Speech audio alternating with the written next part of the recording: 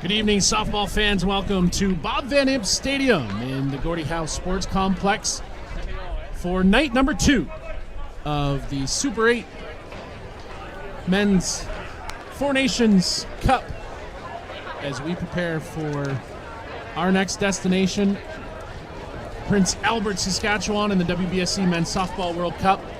It's New Zealand and Canada, a rivalry that dates way back in softball history. Nothing better than New Zealand and Canada battle. There's not, Kyle. We'll talk more about it as the night goes on. While we wait, let's take a look at the lineup. For the batting order of New Zealand, it's Benny Noka who will lead things off. Riley Makia bats second. 3-hitter Cole Evans, he's moved up in the order. Thomas Anoka, man, you can't have a better start to a tournament than he did last night. Jerome Remeke bats 5th. The 6-hitter is Ohippa Monk.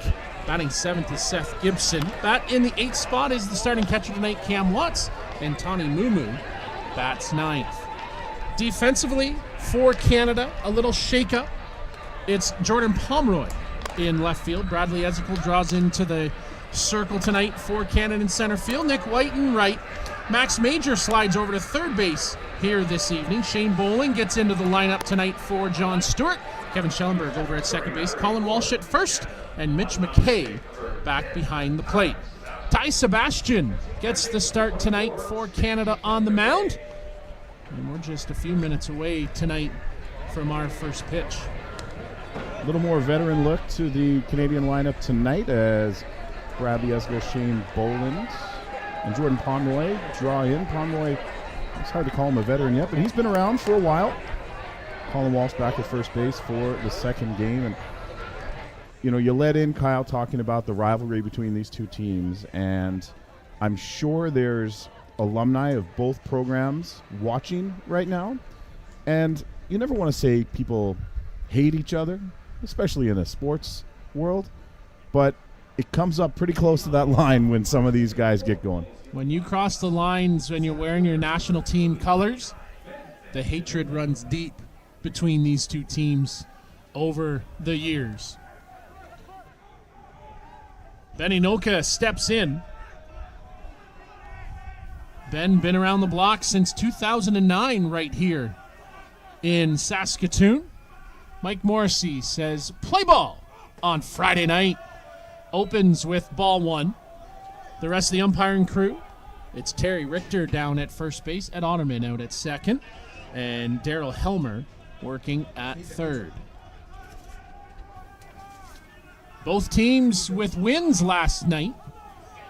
Canada picked up their 3-0 win, and Inoka fights that one off the top of the hands for a base hit. So a seeing eye single gets things started for the New Zealand Black Sox. A couple of nights in a row now we've seen Ben Inoka not be afraid to take that ball the other way, let it travel a little bit more, inside out it to the other side, and just what the doctor ordered.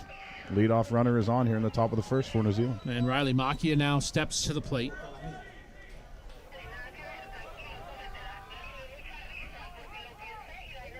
Makia hit by a couple of pitches last night against the United States. He was a little bit hot there the second time.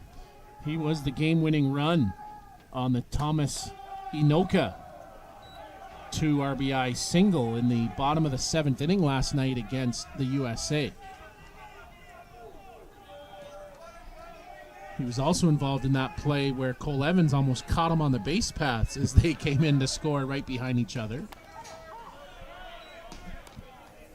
In for call to strike as the count goes 1 ball and 1 strike. Ty Sebastian showing he's not afraid to take a little bit off, even against a power hitter such as Makia.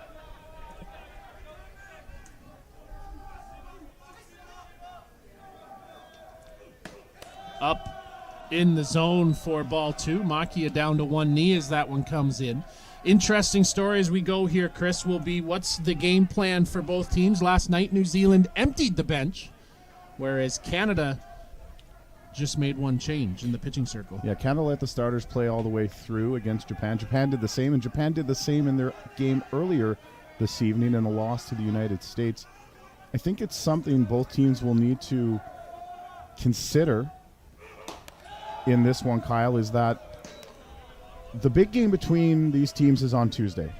You don't want to get too deep into the weeds, looking across, seeing a team that's your natural rival. You remember, this is a warm-up event. I wonder if they're going to be able to keep that separation. I don't know. Adrenaline probably pumping. 3-1. That ball lifted foul, though I think actually the count's going to be 2-2.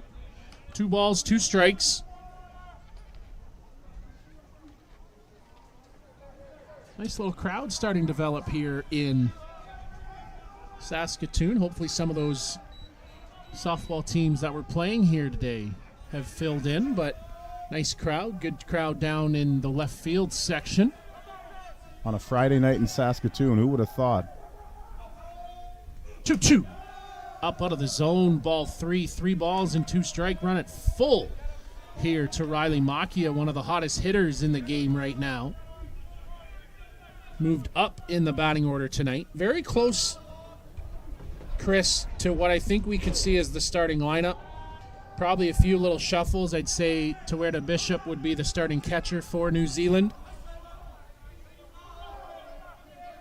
And Reese Evans would likely draw into the lineup over at third base, and Jerome Remeke would go to first as that one misses for ball 4. So you get 2 runners on here to start for New Zealand.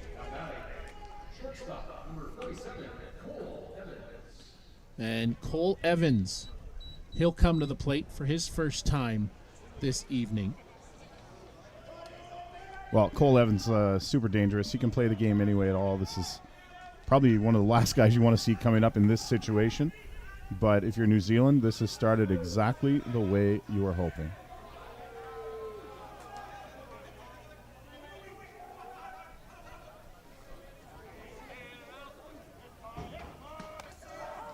Called strike on that inside corner. Mitch McKay behind the plate tonight for Canada. His first tour of duty with the senior team. Played with the U23 national team down in Parna, Argentina in 2023. So not lost on him this opportunity to be the starting catcher. He went around on the swing, called strike 2. Yeah, when you look defensively for Canada, both Mitch McKay and Max Major, they're surrounded by veterans, and then Nick White as well. You can lump him in with the other 2. Huge opportunity, and I can imagine their hearts are pumping a little faster here. Quick 0-2 count. Sebastian. That one gets fouled off. So, Kyle, interestingly here today at the Four Nations Cup, the 2 games that we've watched are among teams that are going to be in the same group in Prince Albert next week. Canada and New Zealand will play in the opener on Tuesday, and then USA-Japan will play each other on Wednesday. And the game between these 2 teams on Tuesday will go a long way to determining who makes it to the Super Round. So there'll be no dipping your toe into the tournament. Yeah, you're going to get right after it on Tuesday as that one gets to the backstop off the glove of Mitch McKay. So runners now in scoring position here for New Zealand in the top half of the first inning. A single and a walk for the Black Sox has put them in this position. Yeah, that one wasn't close at all from Sebastian. Not a whole lot that Mitch McKay could do with it. That statuesque pose of Sebastian as he runs through the signs. Mitch needs about 8 fingers down there to run through the sequence of signs as it's gotten so sophisticated in trying to pick pitches and get a read on something. 1-2. Outside for ball 2. 2 balls, 2 strikes. Sebastian a little extra look in. It's a home plate. McKay had to reach for that just a little bit. And with Mike Morrissey set up on the inside corner, it's going to be called a ball more often than not.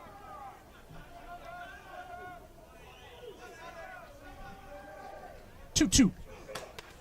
Went around on the swing, called strike 3, and Cole knew it. He just tried to play off that he didn't offer. Big pitch with the strikeout. Yeah, Ty Sebastian needed that. He needed a strikeout or a pop-up on the infield or something along those lines. And now a little bit more breathing room than he had, but not a whole lot, as Thomas Anoka, perfect 4 for 4 last night, comes in. Designated player tonight for Thomas Maki is Thomas Inoka. And that one misses for a ball. Another holdover from 09 when, at that time, the ISFs were here in Saskatoon. Yeah, we're looking at the rosters earlier today. Thomas Anoka listed as a pitcher in that tournament for New Zealand. And, man, when you go back and look at the rosters in that event, man. It was a blast from the past for sure. Right down the middle saying, here it is, hit it if you can. Nice little high drop there from Sebastian.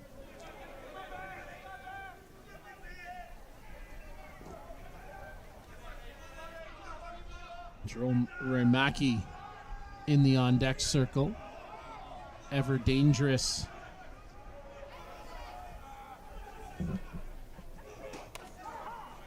Called strike. 1-2. Got him sleeping. Ben Inoka was slow back to the bag. And they got him. Oh, wow. What a play by Ty Sebastian to turn and fire that ball to third base. And they pick Ben Inoka off. How does that happen?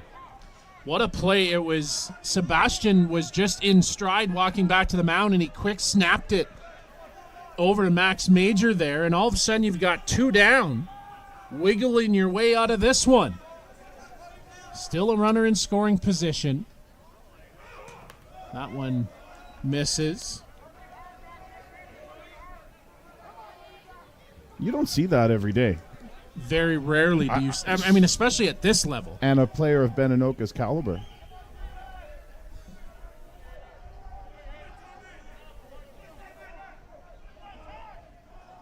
Well played by Sebastian. Time called now. And 1 strike away from getting out of a runners on second and third, nobody out situation with the heart of the Black Sox order coming up. 2-2 count. Sebastian works. Little check swing foul. Thomas Anoka last night, if you weren't with us, he had 2 singles, a double, a triple, drove in all the runs in a come-from-behind win for New Zealand over the United States. Had a chance in the bottom of the 7th to hit for the cycle at that time. Came up with that 2 RBI single to walk it off. Would love to put it in play here. 2-2. Lifted up, out to left field. Bradley Ezekiel comes across and makes the catch. Boy, oh boy, believe it or not, they worked themselves out of it. No bigger play than Ty Sebastian picking off Ben Inoka.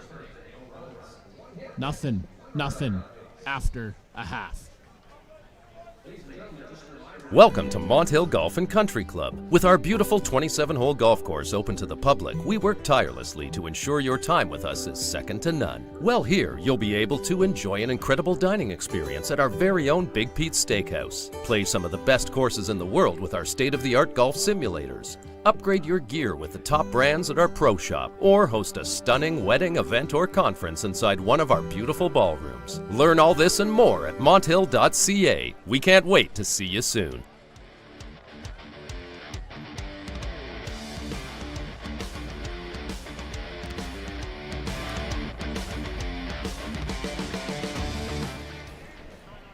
Well, we get into the bottom half of the first inning, and lots of excitement, Chris, in that top half.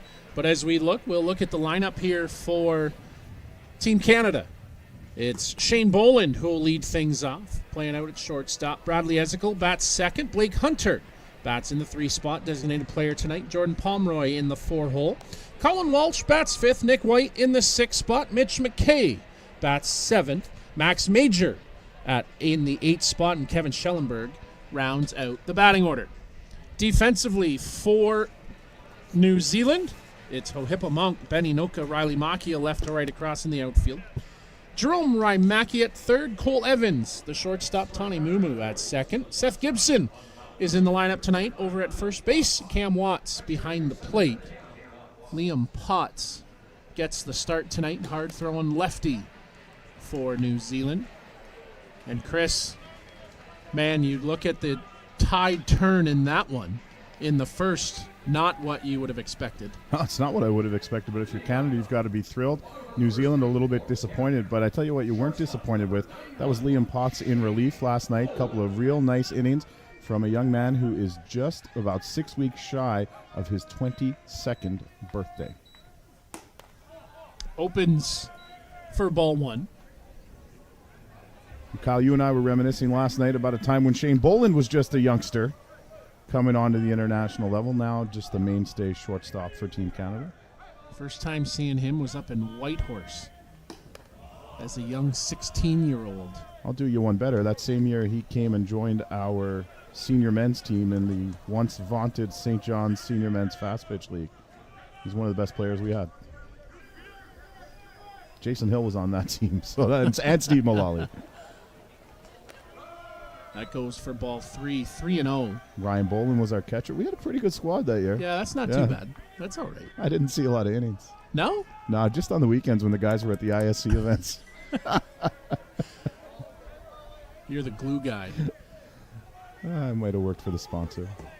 3-0 count. Ball four, well out of the zone, and Liam Potts struggling here on that opening batter for Canada. Shane Boland draws the walk as Bradley Ezekiel now comes up. Yeah, Potts not really close on those. Both Boland and Ezekiel were spectators in the game last night. Reminiscent of New Zealand's start last night for Ben Watts. He struggled out of the gate for New Zealand, then turn around and come back and close the door. Misses. Ball one. And a quick time call here for New Zealand. Well, it's always good to have a conversation about how you're going to attack Brad Ezekiel at points. He would probably be able to have called him the best hitter in the world throughout his career. It's hard to believe we're talking about him getting toward the end of that just unreal run he's had. I mean, the amount of gold medals he has, he could probably fund a small country. He's experienced a lot of wins over his career. Would love to end one a week from tomorrow. 1-0 pitch. Called strike one. So there you go to the right side of the ledger.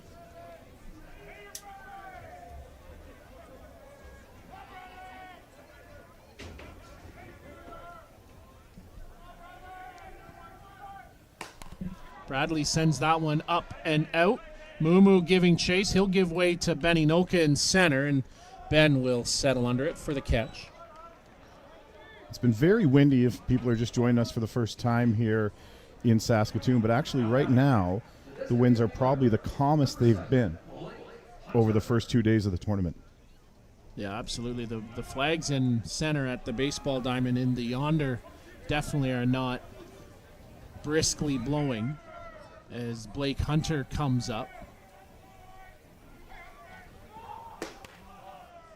Misses. Ball one, and Potts asks where that missed. And Mike Morrissey says off the plate.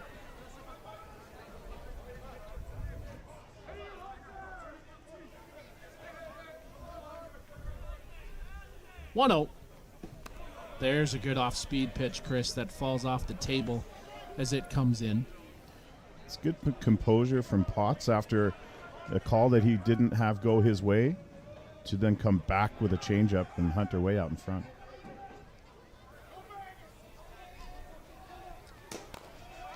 One hop, Potts plants that foot and throws it to first in time. So Boland moves up into scoring position. Hunter just got on top of it and chopped it down. Well, there's some more composure from Potts. That's a tough play, charging, turning. Excellent footwork from Potts, and then on to Gibson, who stayed back to make the play at first base. So Jordan Pomeroy comes into the game. His first time in the lineup here for Canada.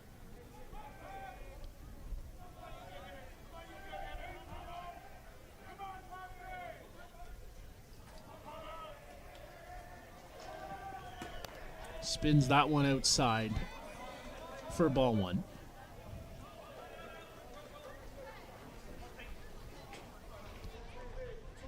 If you weren't with us last night and you haven't seen this new New Zealand style defense alignment, they come in to get the signs and then step back out as that comes in for ball two. Liam goes for a walk, and that's drawn the ire of a few of the Black Sox infielders.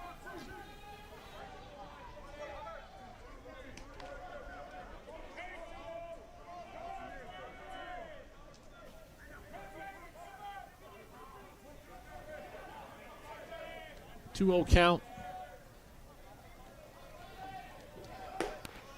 Ball three. Liam Potts definitely not in control of the strike zone.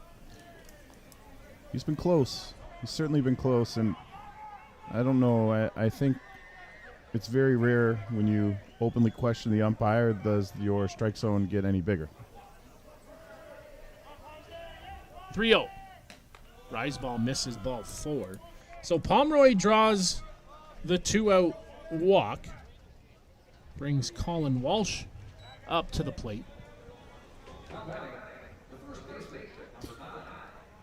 Kyle, I would be remiss not to point out that 4 of the first 5 batters in this Canadian lineup are from Newfoundland. Shout out to everyone in Newfoundland, and I'll stop there. I'll go back to neutral. It's a late night at home, that's for sure. It's a late Friday night, but I can guarantee you the guys are out in the shed or around the fire, and they got this one going. Maybe with a couple of beverages. Opener misses again. Potts regularly falling behind hitters here in the first inning. Both pitchers worked into trouble. Big defensive play for Canada helped ease the pain of getting out of that inning. And that one comes in again, misses. Ball two. This reminiscent very much, Chris, of last night's opening inning for New Zealand, like struggling to find command of the strike zone, struggling to find their way in the ball game. Yeah, well, Ben Watts was the starter last night for New Zealand, and you're right, we did see that. Eventually settled in and then shut everything down. Ball three. Pittarona was warming up as the inning started for Canada.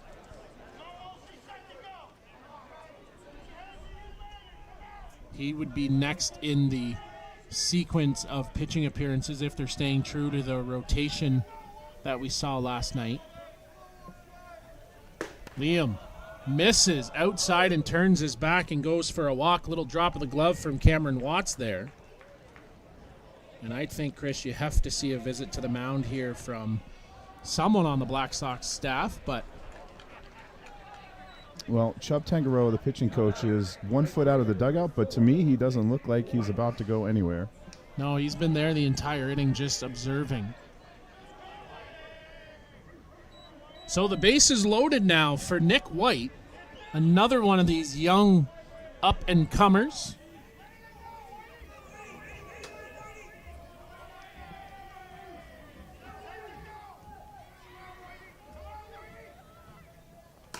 There's one that splits down the middle. Cole Evans giving chase, backpedaling, and he's under it for the catch. No harm done as they work out of trouble.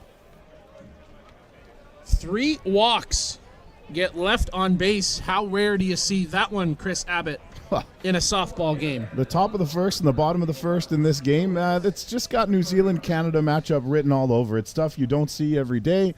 And they always find a way to stay competitive with each other, even in the most unorthodox of fashions.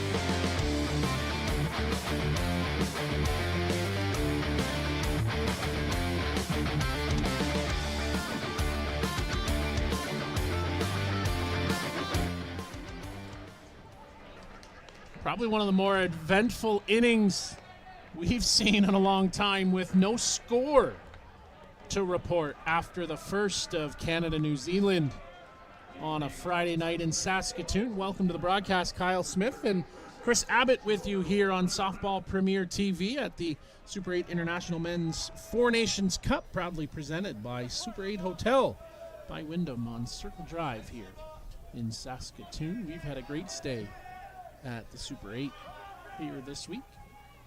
I judge a hotel by its air conditioning, and man, that thing is excellent. Absolutely, it is working. I like it to be an icebox when I go to bed, and I'm sorry in advance for our sponsor at Super 8 about your electrical bill this month, but man, I'm sleeping like a baby over there. And they are quiet too. Outside, misses ball 2-0.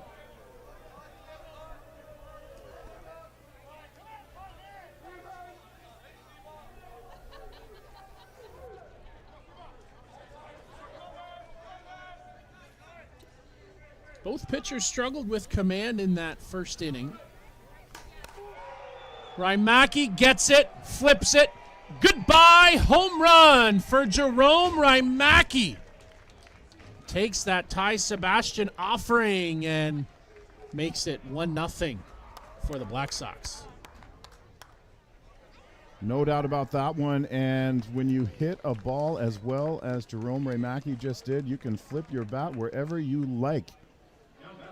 Deep into right center field, he takes this Ty Sebastian, what looked to be a high drop ball, and deposits it deep into right center. And as good as Brad Esical and Nick White are out there, there's no coming back with that one. 1-0.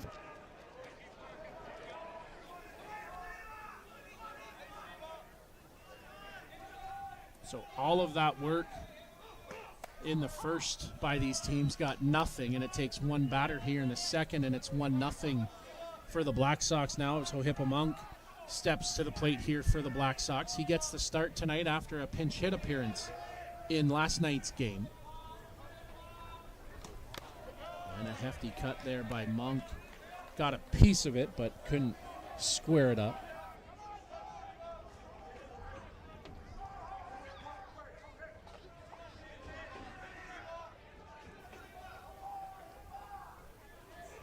Sebastian, that one climbs out of the zone to take it 2-2.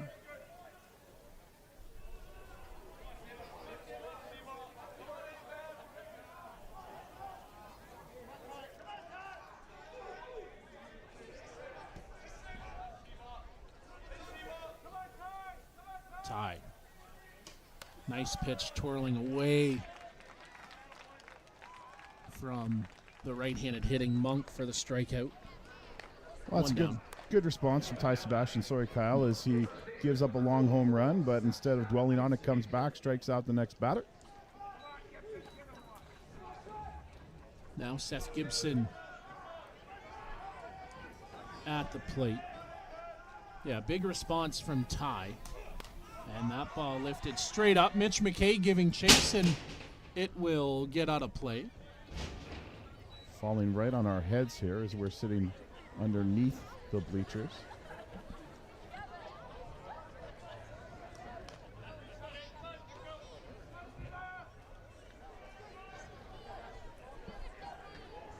You kind of get used to it after a day. If you've ever had like a basement apartment,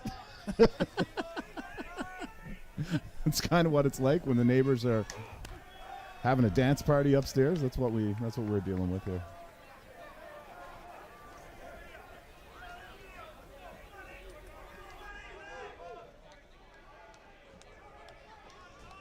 One count here to the 7-hitter Gibson, playing first base tonight for the Black Sox. Comes in, and that's a swing. Gibson arguing that it was self-defense. His version of what the swing was a little different than real time. Let's take a look at the replay. Yeah, that's a swing. Sent Troy flying here in the press box. First time anybody's flinched here so far in 3 1/3 games.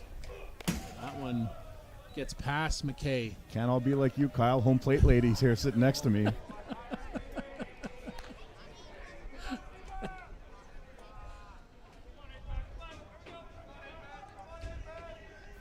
You get used to it when you were umpiring in your life, and you take a couple square to the mass that you can't move on. So I'm a coward. You'll see me bailing out multiple times.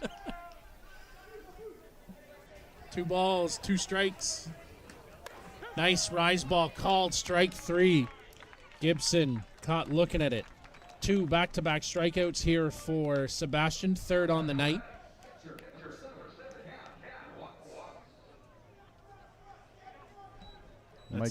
Mike Morrissey gets the chainsaw going on that one.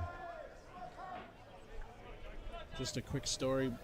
My oldest, Peyton, and I were up in Kitchener the other night, sitting right behind home plate. He wanted to be there to see the guys, and one come to the backstop, and he utterly bailed out, getting well out of the way of that ball coming towards him.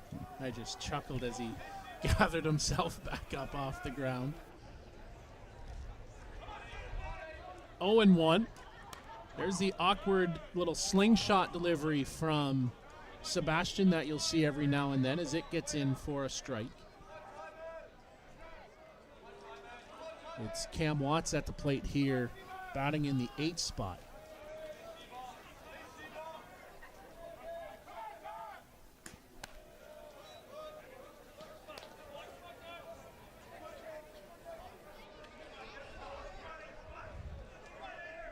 Watts came on in relief last night behind the plate, and he continues on through to start tonight. Going to the outside. We're going to check the swing. He went, says Terry Richter, down at first base. So a trio of strikeouts after the Jerome Remacki home run. It's 1-0 for the Black Sox after an inning and a half.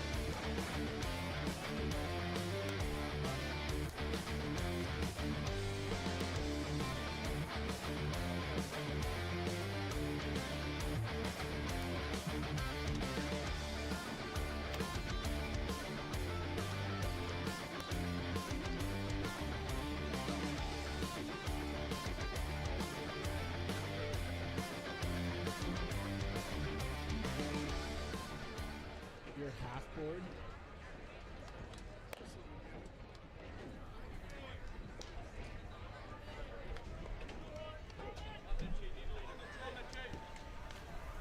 Bottom of the second inning in a 1-0 ball game. It's the bottom third of the order. Chris, Mitch McKay, Max Major, and Kevin Schellenberg.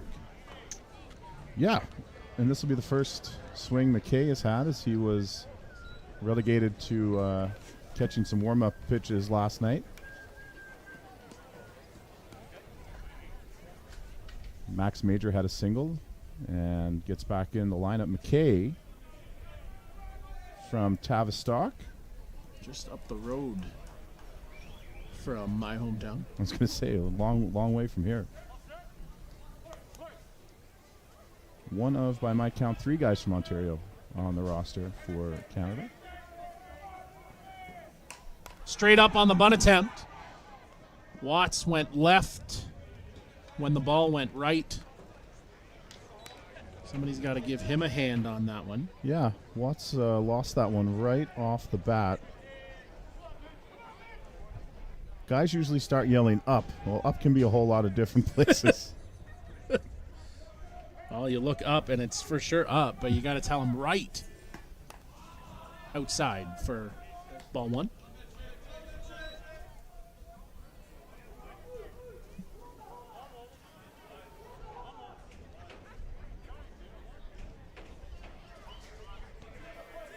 1-1.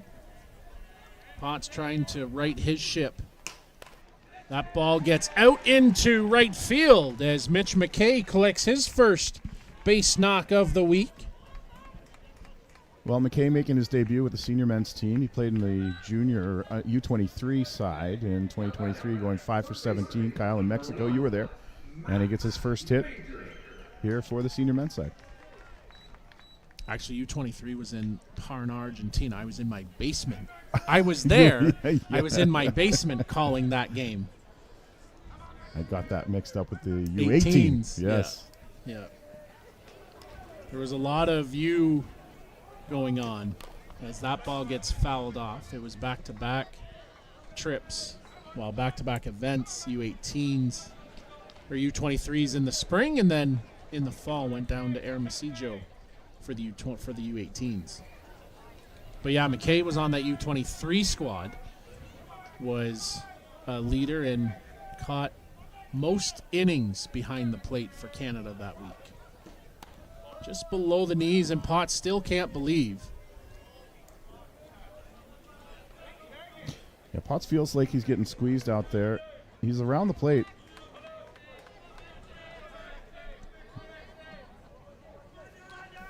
Max Major back-to-back starts here for Canada. Basically in his hometown. Inside lift, swing and a miss. Nice pitch placement there for Liam Potts. You aren't going to get hurt there, Chris.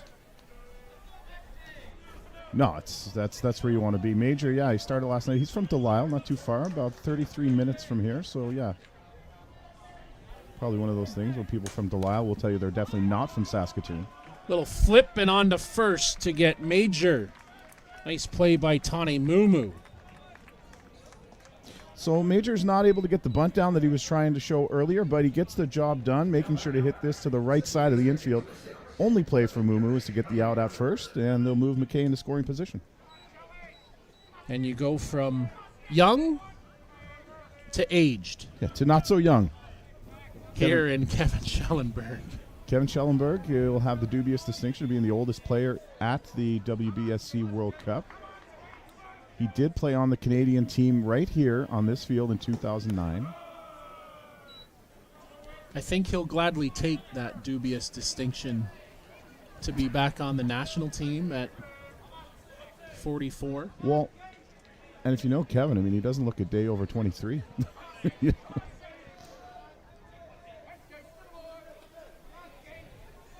Potts. He'll send that one in, and it gets fouled off. And Kevin Schellenberg, just one of the nice guys around the game. Sure. Like, always got a smile on his face. He was one of the first people I ran into when I got here to Saskatoon, and come with a big smile and a handshake. It's great to see him again.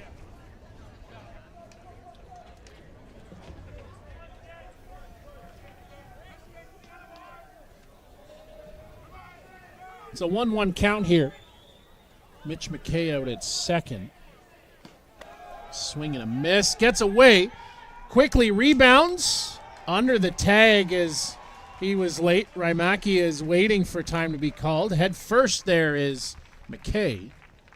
I don't think he got as far as what Mitch thought, but was able to get there before the throw. It's a great slide. He goes to the back corner of the bag. I mean, Cam Watts couldn't have done that any better. Played it nicely off the hop. But it's the slide that gets McKay in there. Heads up ball playing. So runner 60 feet away again here for Canada. That ball lifted foul as they look to draw even. Well, if you're Liam Potts here, you really want to make sure you get Schellenberg because the top of the Canadian order is lurking on deck.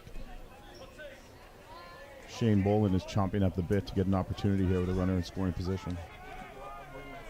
For sure. Liam offers that, and it gets fouled off. Here, Schellenberg fighting his way.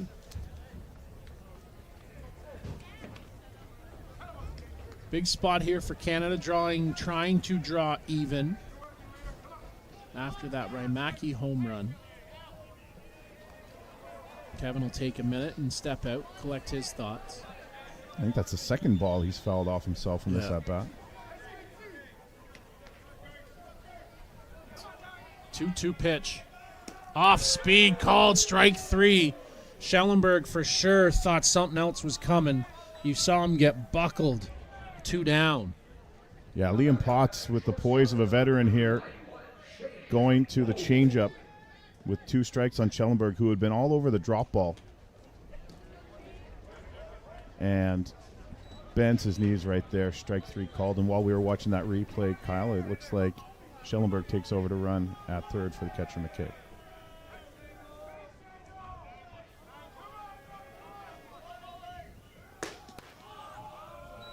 Outside, ball 1.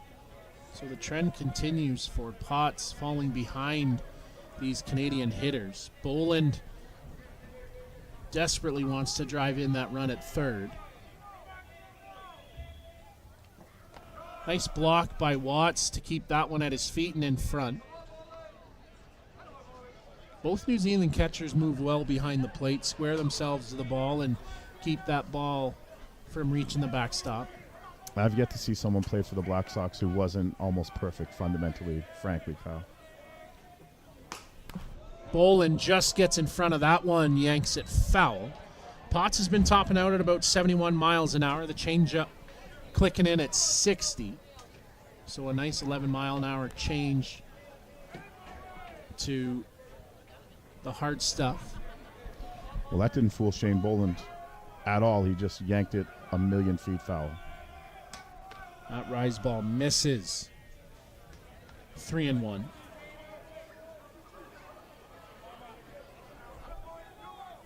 Well, Boland worked a walk his first time around. He's got protection behind him in the form of Brad Ezekiel. Big pitch here, 3-1. Cuts it in. That's going to fight off and fall in for a base hit. Tie this game at 1. Shane Boland, a professional at bat right there, Chris. Just stayed within it, brought the hands in, dropped the bat through, and popped it out for a single. Yeah, and the other thing, Kyle, you know, we've talked a little bit about New Zealand and their last-minute shifting and everything. They loaded up the left side of the infield that time. They threw the ball inside, and whether or not that gave Shane an idea that the ball was coming inside or not, I don't know. But he was able to beat the shift and punch it over the infield. See, last night the scouting report would have been when they shifted, they actually went the opposite direction. I got a feeling those might have been mistakes, but maybe not. But Bradley Ezekiel now comes to the plate with 2 down and a run in to tie it at 1. That pitch misses, ball 2. Yeah, Liam Potts not getting the bottom of the zone at all as we get a look at the crowd.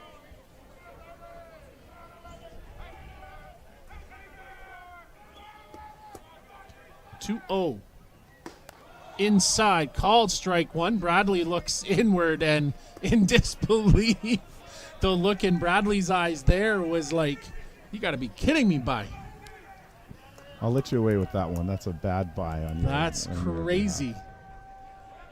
I haven't seen Bradley look back in disbelief like that as that one cuts inside again. I like going back to that pitch.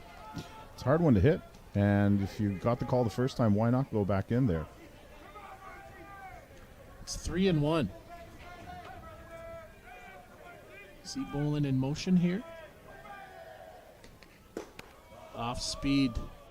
Ball 4 down and away and a little bend after that one from Liam Potts. So when you have the batter and the pitcher in disbelief, I think you're having a pretty even afternoon as an umpire. You know, in fairness, that one I think was a ball. And to answer your question, it wouldn't hurt to put Boland in motion there, even though it's 3-1, because Brad is so good with the bat and the strike zone that you got to trust him in that position. So Potts back with a runner in scoring position. Again, misses, ball 1. I know it sounds like a broken record, but he has fallen behind consistently now. Almost every batter falling behind 1-0. I think the frustration comes from the fact that I think he's hitting his spot. I think he's thrown it where he wants to throw it. That one, again, I think that's off the plate, though. Inside, fought it off. Hunter wins it there. Bowling getting the wave around. Hard coming in, but just a soft throw to the back to the diamond from Hoipa Monks. So Canada takes the lead 2-1 on an RBI single by Blake Hunter. True definition of a seeing eye single on the left side. Veteran guys getting it done for Canada here in the bottom half of the second inning. And Shane Bolden with an RBI single. Brad Esgo works a tough walk. And then Blake Hunter, who's been a mainstay in the middle of the order for Canada for the last number of tournaments, gets one through the infield. Chubb Tangaroa will make his way out to the mound. Steve Deans as well to talk to his infield.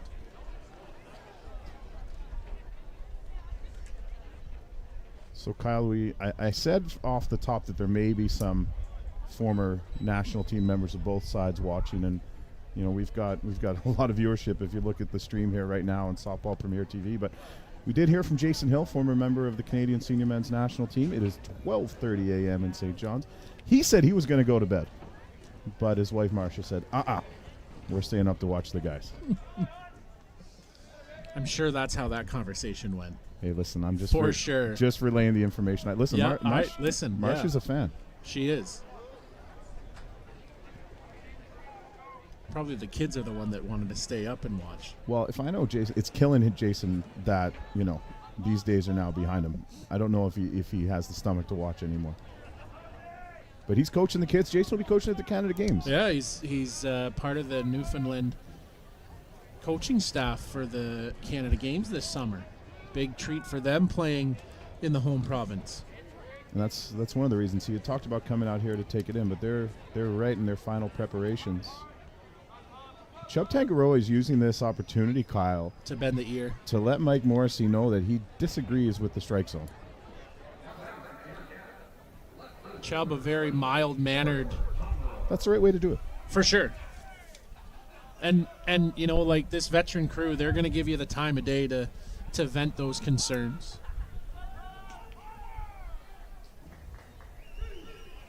Jordan Pomeroy comes up. He walked back in the first inning.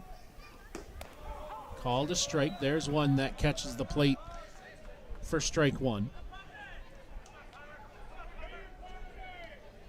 A little bit of an unfamiliar spot for Pomeroy, batting in the cleanup spot tonight. Of course, Quentin Bruce not in the lineup for Canada. Neither is Brian Avery, so everyone moves up a little bit. Called a strike on the corner again. 0-2. Yeah, we talked about it off the top. Some veterans find their way in. Still some rookies. You'd think a few changes to the lineup. You see Avery in, like you said, Bruce in, and you'd be pretty close to a starting roster against New Zealand. Outside, ball one. 1-2. Canada answers back after the Jerome Raimaki home run to make it 2-1. Manufacturing runs here in the bottom of the inning.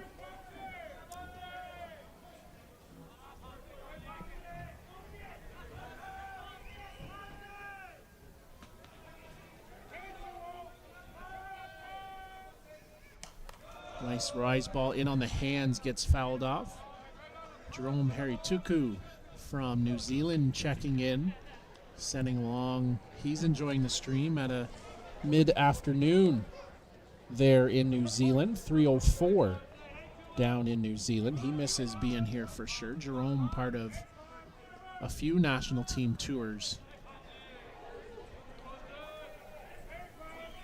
1-2 count. There's a little swing and drive into left field. Falls in. Monk gets it. He'll throw it into third, but not in time. A RBI hit for Jordan Pomeroy. Drives in Brad Ezekiel here in the inning. Yeah, with two out, the runners could get going. Blake Hunter, you see him going around second there. Ezekiel scores easily, and Hunter will pop in ahead of the ball. And on the throw, Jordan Pomeroy moves up to second base. And just like that, Canada now with 3 runs here in the bottom of the second and a second visit to the mound, which means Liam Pott's evening will be over. So we will go to Pitarona. Will come on in relief. Kyle, you think back to the first inning when Ben Anoka was picked off third. It looked like New Zealand was getting ready to put a bunch on Ty Sebastian in Canada. And just like that, now the tables have turned. Yeah, you're absolutely right. It's a turn of events here for Canada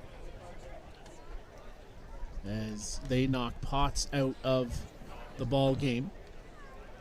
And I think you go back and you look at it and you say, reminiscent of last night where the starting pitcher struggled to command and just really never found his rhythm here this evening.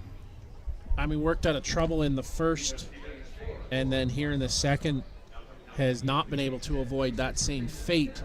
So Pitta Rona now comes in. Plan probably would have been these 2 innings and then come to Pitta here in the third, but needed a little bit earlier before this one maybe gets a little further out of hand.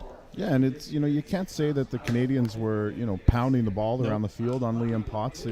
Some flares and some soft singles, but they found the right spot, and there you have it. I mean, the Hunter ball was well hit through the infield, but Shane Boland's kind of flared out over the infield, and again, Jordan Pomeroy there, just got a piece, took it the other way, and it fell in front of Hohepa Monk. So, but it's 4 walks for Liam Potts. I think the undoing part, and like we said, we've talked about it, just consistently falling behind, and when you have those struggles, and for sure he was battling in between, in his brain about what he's thinking he's hitting his spots. And like you said, right, it looks like he's hitting those spots. It's just not in the strike zone of Mike Morrissey, and that's going to happen. So you have to adjust, but, you're falling behind. You have to come back towards the plate a lot.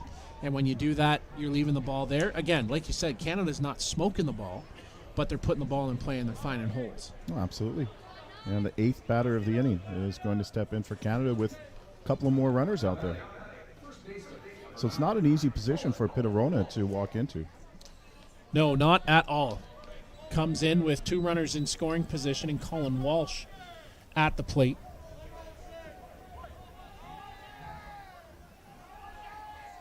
Man, Rona's a big man out there. Not the first time that's been said either. No. He is deceivingly big, too. That ball down to Rymaki at third. 1 pitch, 1 out. Gets Colin Walsh. But Canada pushes across 3 runs on 4 hits. Lead it 3-1 after 2.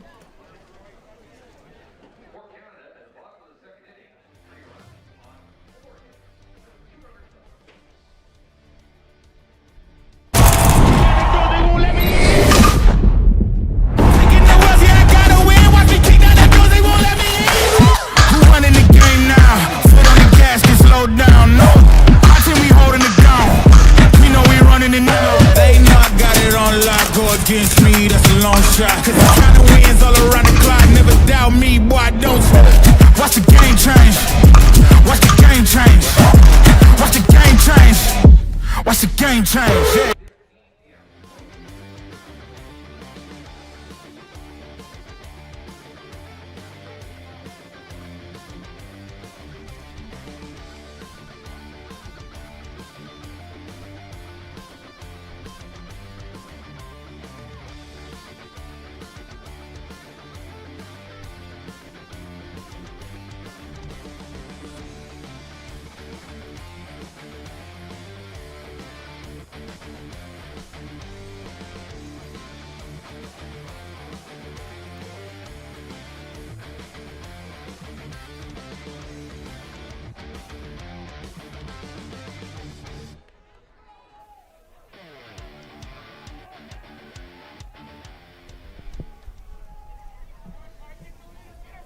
Top half of the 3rd inning. Tane Mumu, the 9-hitter, will come to the plate here for New Zealand. Open, strike 1. Sebastian on the rise, 73, drops 75. Tightly with the curve at 73 again, and the change at 62 tonight.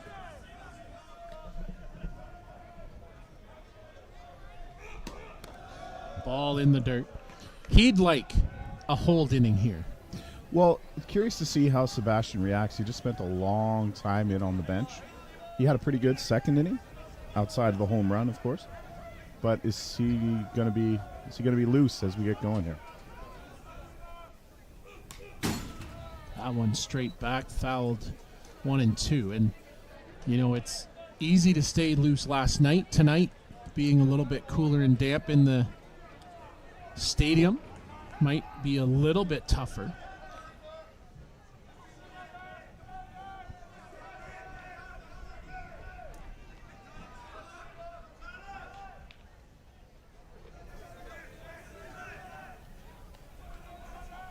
Ty comes set. Fouled again by Mumu. Kyle, we got a question coming in from the chat, and it's a good question because Canada has used 3 pitchers so far in the event. They have not used their 4th, who's Sean Clary. And the question was, is Sean Clary there? Well, yes. And for the first time, we're seeing him. He's getting loose down in Canadian bullpen right now. Sean has been conspicuous. Like, I haven't even seen him around the hotel or the ballpark. But now he is down the line. That's not very uncommon either. He is very much likes to keep it tight to the chest on his appearances at a ball tournament. So we didn't know if we'd see him tonight or not. Certainly, we talked about the fact that a lot of these guys are quite familiar with each other. And Sean Clary's been around so long that there's not a whole lot of secrets there. But he's out limbering up right now down the left field line, so maybe we'll see him in the 4th inning. Ty, 1-2 pitch. Again lifted up, down on the right side. Giving chase is Colin Walsh, but to no avail. As it finds its way out of play, and the kids are going to get $1. Yeah, $1 for bringing back a foul ball or a home run here. And I think when word spreads to the kids who are playing in the provincial tournaments on the backfields that you might have some stiff competition, maybe you're going to need St. John Ambulance on hand as well. I know up in Prince Albert they were paying cash, so if you are within a drive of Prince Albert, come on up next week and make a little coin for your back pocket. Ty with a look in, wanting that one, and that one misses that corner. 2-2.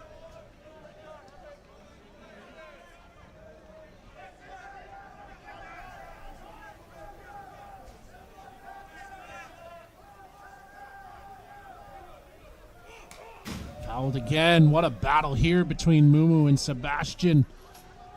Staying alive. Yeah, Mumu was battling tough in there. This has turned into a fantastic at-bat to start the 3rd inning. Mumu still able to... He'll compete at the U23 event. Eligible for that tournament.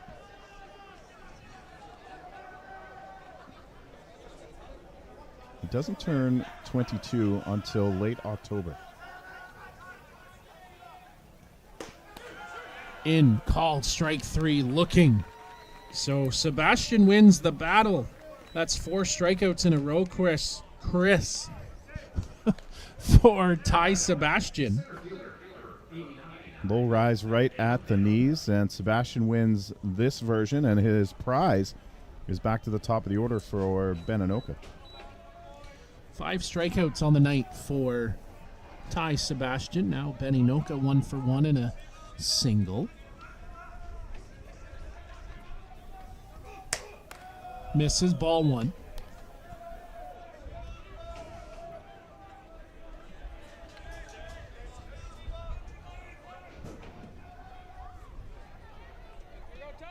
Back and forth they've gone. Canada out in front 3-1 as that one gets in for called a strike. Inoka involved in that wild play back in the 1st inning, getting picked off at first as he was nonchalant. Sorry, back in the 1st, but getting picked off at 3rd as that misses. Just nonchalantly backpedaling back to the base, and Ty Sebastian, quick snap throw to 3rd. Well, it's one of those things, like that must have been something they noticed because he was only a step off the bag. So it must have been happening beforehand. But that's just great awareness by Sebastian. As that ball again gets fouled off. Had to have been a play, like you said, because with Max Major being right there, able to tag him, there had to have been something get talked about. I mean, those are the things we talk about in this event when you say, like, what are you going to do? What are you hiding? But it's finding, and we talked about it, the tendencies. What are guys doing between pitches? How can you find an edge against your competition to give you that advantage the next time you play? That ball gets lifted up, right side, foul, but into the glove of Colin Walsh for out number 2. Well, Colin Walsh, one of the 4 Newfoundlanders in the lineup for Canada tonight, and I said earlier that the folks back in Newfoundland would probably be up watching and having a cold one. Heard from Chris Marr, Ryan's dad, who's on the under-23 team. Chris, former national junior player. He said it's late here, but the beer is cold, so I know my people, pal. Well researched. Riley Macchia now, he drew a walk back in the first. That one up out of the zone.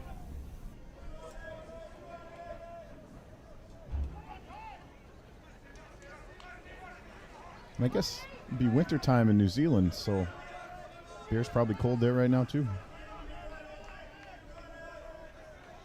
Yeah, cold being about this temperature for their winter. I was talking to the boys on Monday night in Hickson, and Bevan Motney, the team leader, said that the boys right now that came over aren't used to the heat we were experiencing, especially on the weekend that when they were in the Holman tournament, that he said it'd be about 11, 12 degrees at home in New Zealand right now. Inside, ball 3. Yeah, the company I work for in my day job is based in Melbourne, Australia, and I've been there a couple of times in like June. And they call it winter, but they don't know. I tell them, you guys don't know what winter is. Still double digits? Get out of here. Yeah. Take that every day of the week in the winter in Ontario. Pop over. We'll show you a Canadian winter one of these days. Ball misses on the top side, so Macchia has his second walk of the evening as Cole Evans, he'll come to the plate here for the Black Sox as they try to mark in the third. Well, it's right where you want to be. Cole Evans up with a runner on, trailing by 2. Still very early. We're only in the top of the third.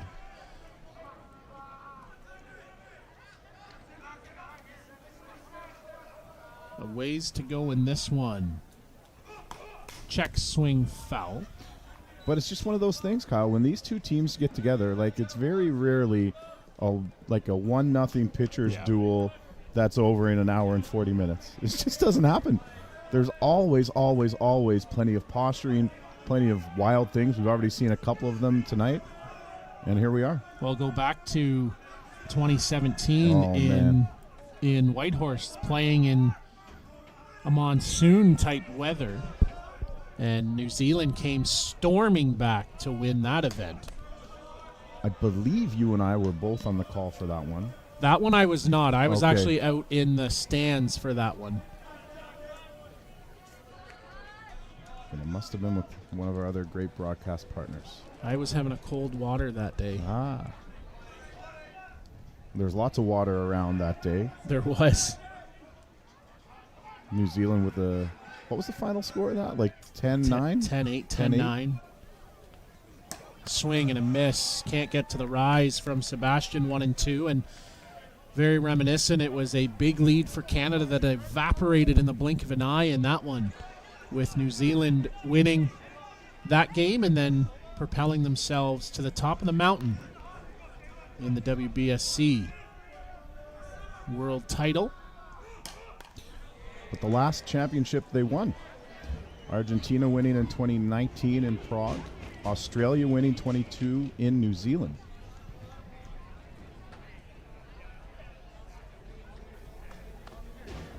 And you're looking at right now the 2017 champions and the 2015 champions. In fact, if you want to go back, talk about the past, in 2015 in another wild game right here on this diamond at Bob Van Imp, where Canada came out on the winning side. Storming back on that one, roles reversed. Steve Mullally, 3 home runs. New Zealand was out to a 5-0 lead early on. That one gets away from McKay as Makia up to second base. All that to say, everyone, make sure you are with us. Yeah, don't go to bed, even if it is late, because something is sure to happen. And even more so on Tuesday night from Prince Albert, when Canada and New Zealand get together in the opening matchup at the World Cup. 2-2. Swing and a miss. Strike three. Pair of strikeouts on Evans tonight. Leaves the runner stranded as we go to the bottom half of the third after this.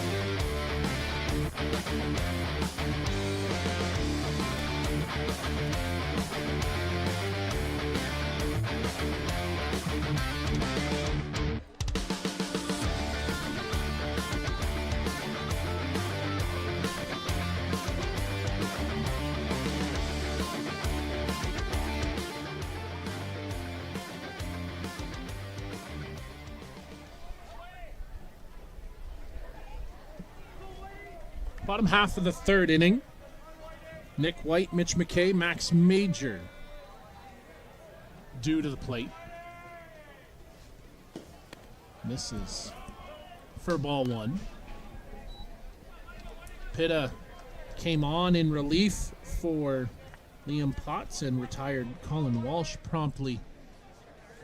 5-3 to end the second inning. Off speed. 2-0. Nick White, back-to-back starts, Chris. I was just going to say, you took the words out of my mouth, getting a nice long look from the Canadian coaching staff here before we head to Prince Albert. Off speed, called a strike at the knees, 2-1.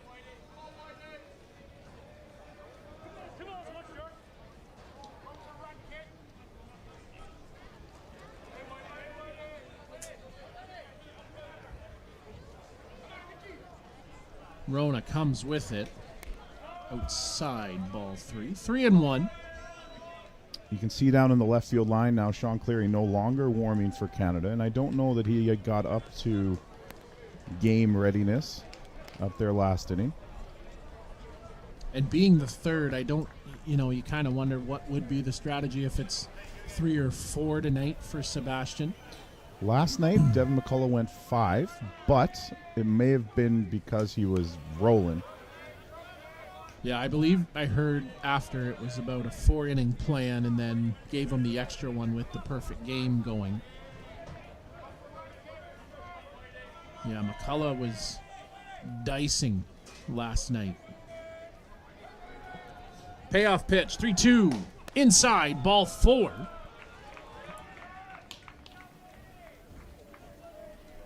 So leadoff walk for Nick White. Put some speed on the bases.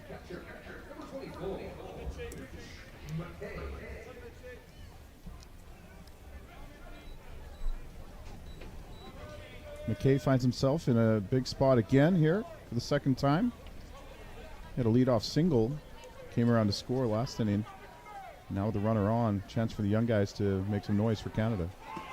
Off and running. And safely into second is Nick White. Well, White got a great jump, Kyle, and I also don't think Cam Watts got a good grip on this ball. He kind of bounced it off the mound and rolled it, but I don't know if it would have mattered. Yeah, with the jump that White had and the speed in his wheels, he was, I think, taking that bag no matter what.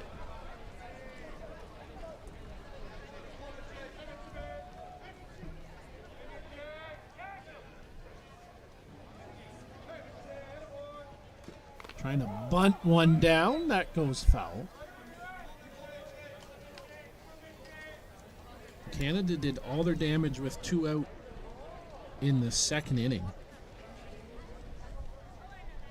Runner in scoring position here as they try to push one across. Max Major in the on-deck circle.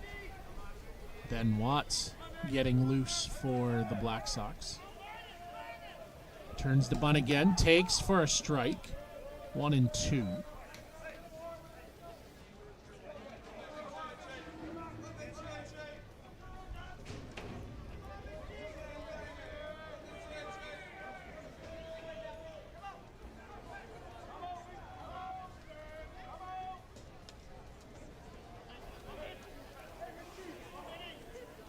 One, two.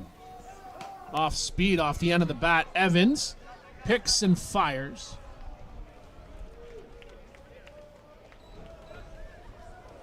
Just a little bit more Cole Evans doing what Cole Evans does, making not routine plays look routine. What a throw.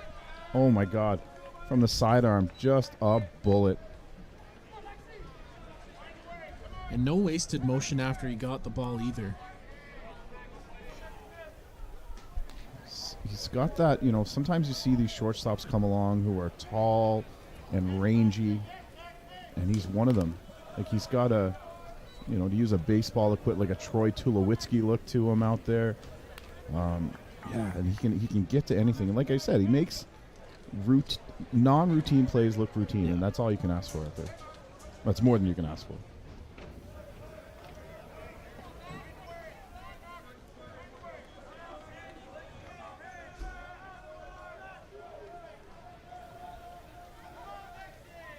Oh, one here to Max Major.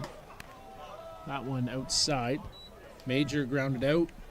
Back in the second. Moved the runner at the time. Would love to do that again here for Canada. Even better would be a base knock.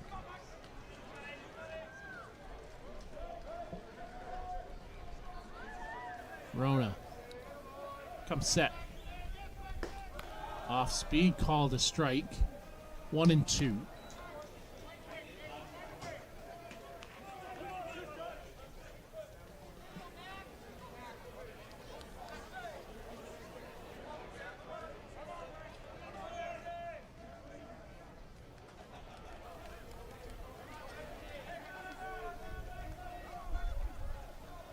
One-two pitch. Hard rise, swing and a miss. Can't get to it. 2 out. Man, did that have some pace to it. Yeah, Pitterona not messing around there.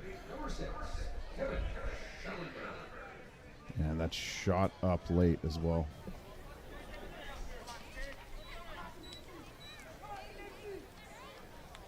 So Kevin Schellenberg comes to the plate, struck out looking back in the second. Canada threatening with a runner at 2. Time called.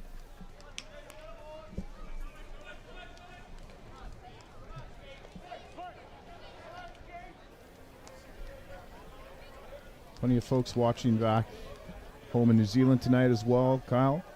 Hearing from Kate and Courtney in the chat. That pitch misses on the top side for ball 1. It's one thing I love about the Softball Premier platform is that we're able to interact with people who are watching.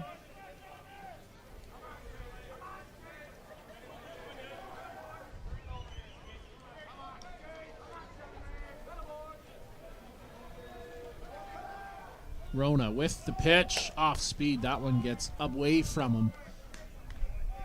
As the count 2-0.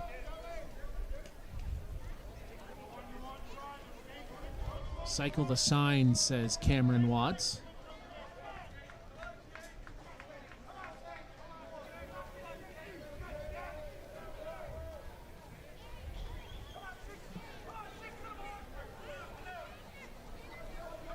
2-0 pitch. Right down the middle for strike one. Get me over strike. Pitta is just very relaxed and calm. But don't get me wrong, I mean, he is ultra focused, but just doesn't look rattled out on the mound. That's what you want. Get out there. Down the line, Gibson. Nice play by Seth to get over to it and glove it and crawl to the base for the out. 3 unassisted. Ends the inning. Leave the runner at second. And score remains 3-1 Canada after 3.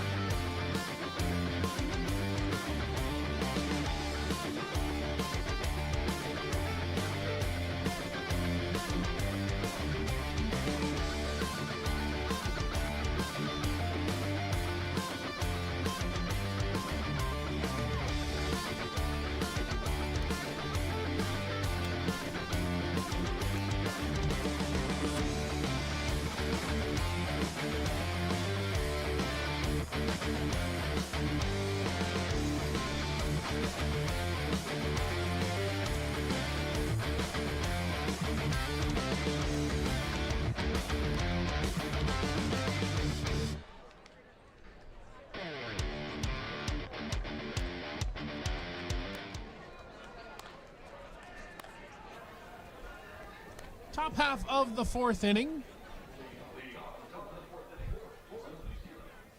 Kyle Smith, Chris Abbott here with you at the Super 8 International Men's Four Nations Cup in Saskatoon, Saskatchewan. Canada, New Zealand emblazoned in a 3-1 ball game. Back and forth, interesting first, noise in the second, leaving runners on in the third as Thomas Inoka takes for strike one.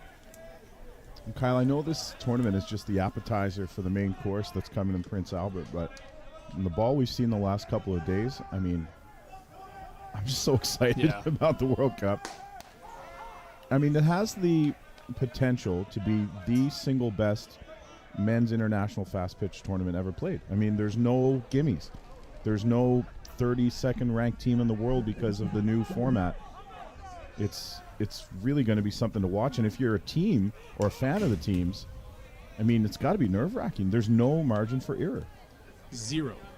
And, you know, you talk about it, you don't want to build it up too much, but, you know, as good as these games that we've seen so far here, you inject the intensity of a World Cup. And, I mean, this game on Tuesday night with 5,000 of your closest friends in Prince Albert. Easily 5,000.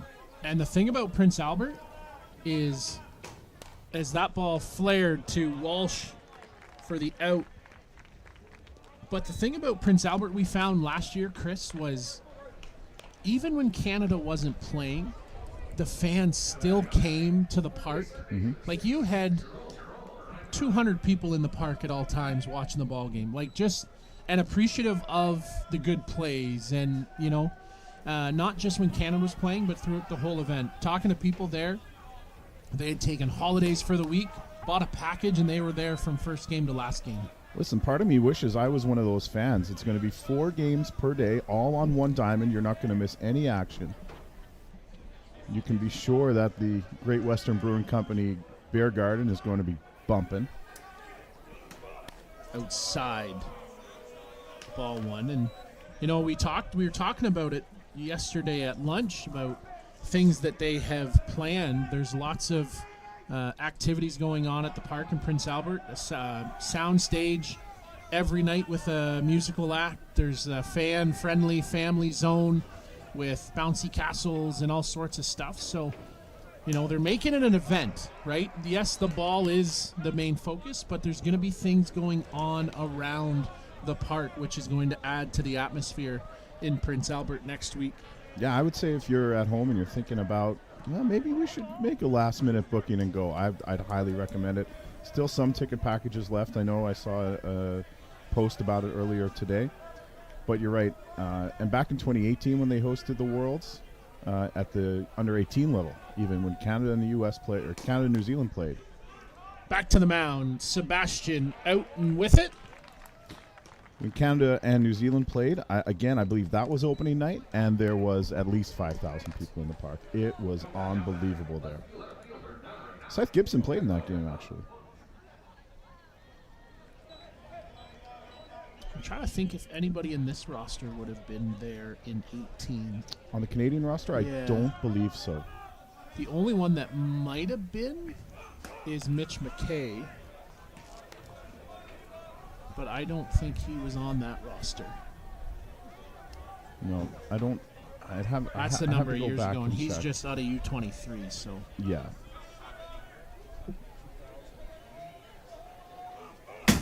Straight back, took the post. Mitch not getting a glove on it. I blinked. That was coming right at my face. Ohipamunk at the plate. He struck out back in the second inning. So McKay not on that team. I know Dallas Kipfer, who played in the group stage, was on that team. And Riley Mannion as well. But you're asking my brain to work No, I know. 7 years ago. I don't think anybody on this roster would have been. I don't believe they were. Jordan Pomeroy, maybe. I think Jordan Pomeroy was on that team. Sebastian, right on the plate for call to strike. Little snap the glove as it got sent back to him.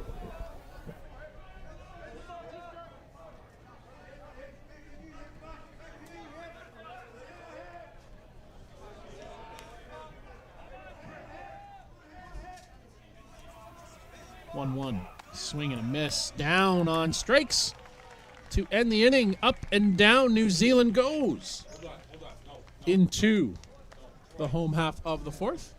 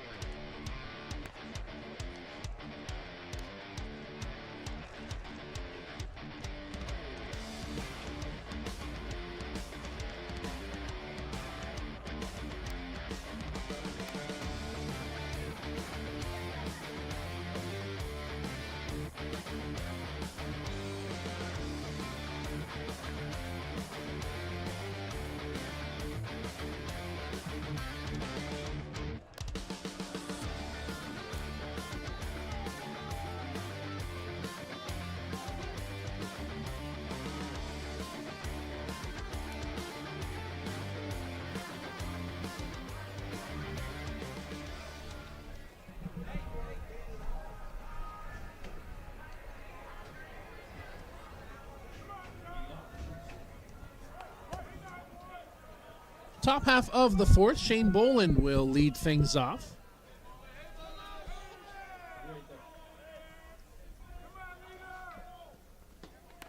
First pitch into the dirt for ball one. Couple defensive changes here for New Zealand, Chris. Reese Evans comes into the game at third base.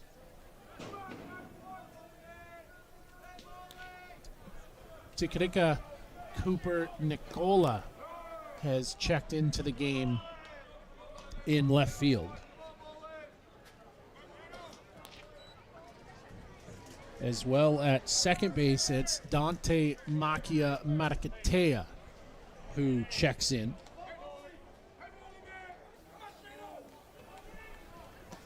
And Shane Boland swings and misses on the 2-0 offering.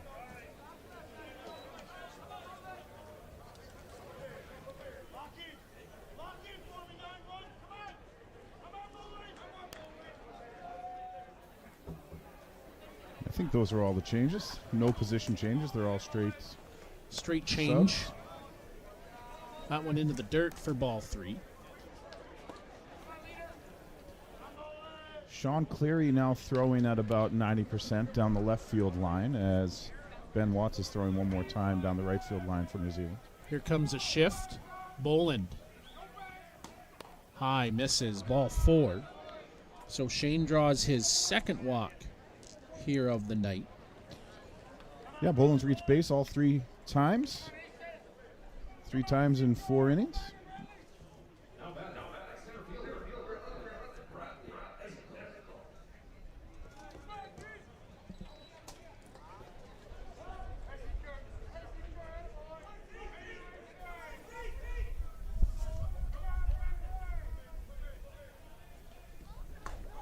Off speed for a strike.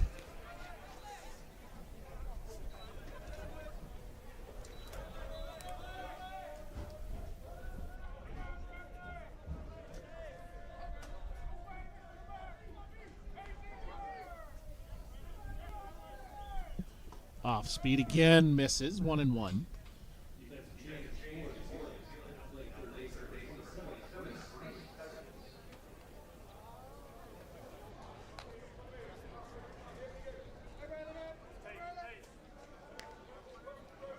Brad's saying, throw me that one more time. Get it a little higher in the zone. 1-1 pitch. Hard stuff into the dirt for ball 2.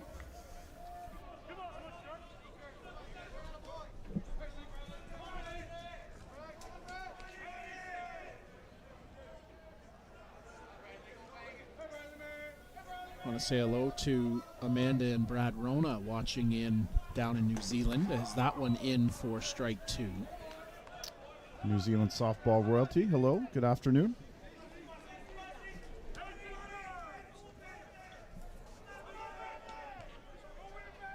Amanda, a big part of the New Zealand Black Sox fundraising efforts coming over as that ball gets lifted up out to center. Ben Inoka settles under it for the catch. Second time tonight, Bradley's flown out to his counterpart in center. Very similar results on balls low in the zone. Brad with like a pitching wedge to pop them up to Ben Inoka out in center.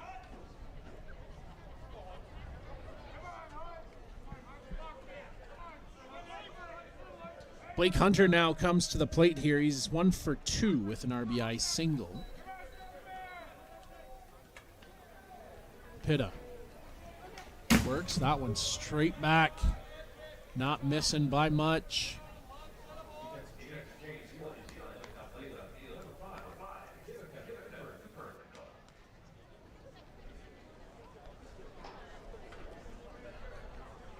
There's been some hard straight foul balls here tonight. Well, it generally means that the batter is just missing, sending it 300 feet in the other direction.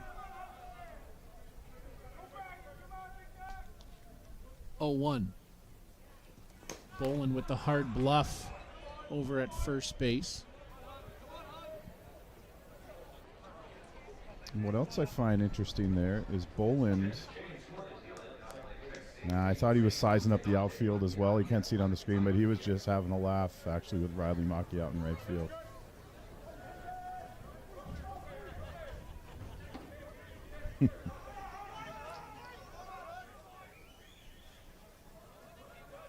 Oh, 2. Pitta works. Hard, straight, right at him. Hunter swings and misses. 2 down. Really like that sequence from Pittarona and Cam Watts. He was working actually multiple batters down, and then, I don't know if you want to use the word surprises, but he attacks Hunter up in the zone for the strikeout. There's a little different look from Pittarona with that body language usually on a changeup. Came hard with it. Off speed, 1-0.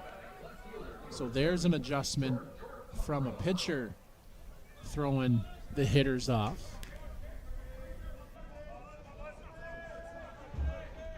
Jordan Pomeroy at the plate. He's 1 for 1 with a walk and an RBI single.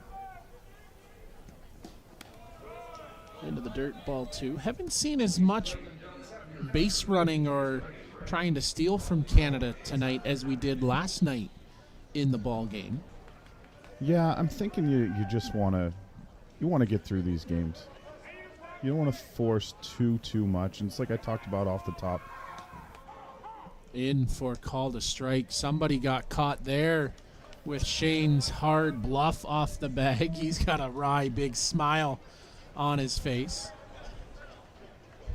He's just having a ton of fun over there. Meanwhile, Pomeroy was frustrated with himself on the pitch. He felt like he should have swung. 2-1. Off speed. Great pitch there from Pittarona. Man, after watching him throw last year in Prince Albert, and really you could call it a coming out party for Pitta, at least in the North American side of things, that pitch just so deadly from the hard-throwing right-hander. 2-2. Gets up after it, but misses 3-2. So Boland will be getting a head start here.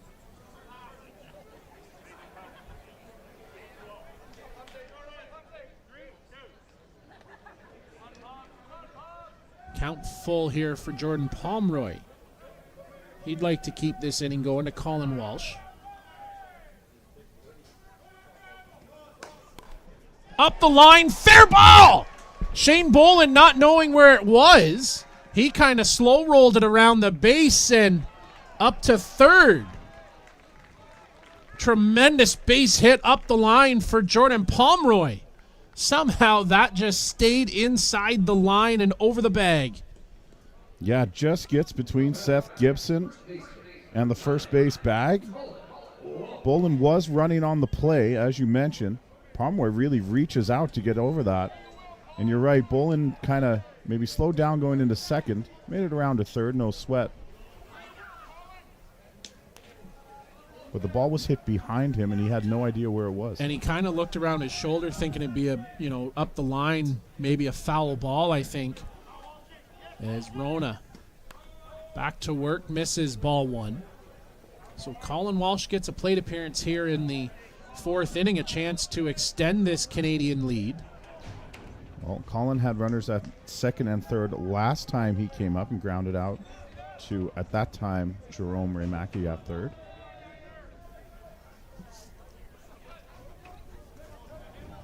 Pitta. Off speed, misses ball two.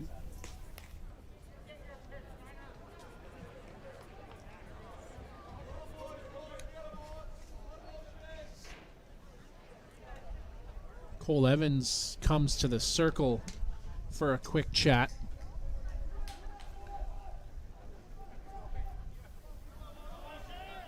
Two balls, no strikes count here. Two runners in scoring position with two out. And into the feet of the umpire, Mike Morrissey, as he pirouettes out of the way.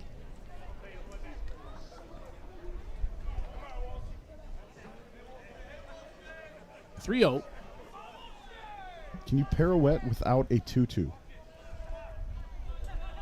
Is there such thing as a free-range pirouette?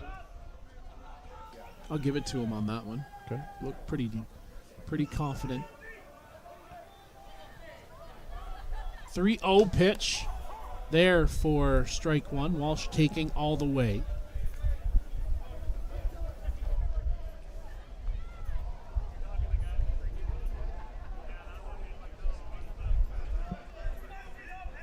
You feel that cool breeze blowing back through to us here a little bit.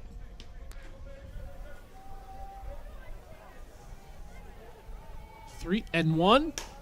Put in play. Marakatea fields it. Nice play by Dante to square it. And over to first for the third out. Canada leaves two runners in scoring position. Score remains 3-1 after 4 here at the Super 8 International Men's Four Nations Cup.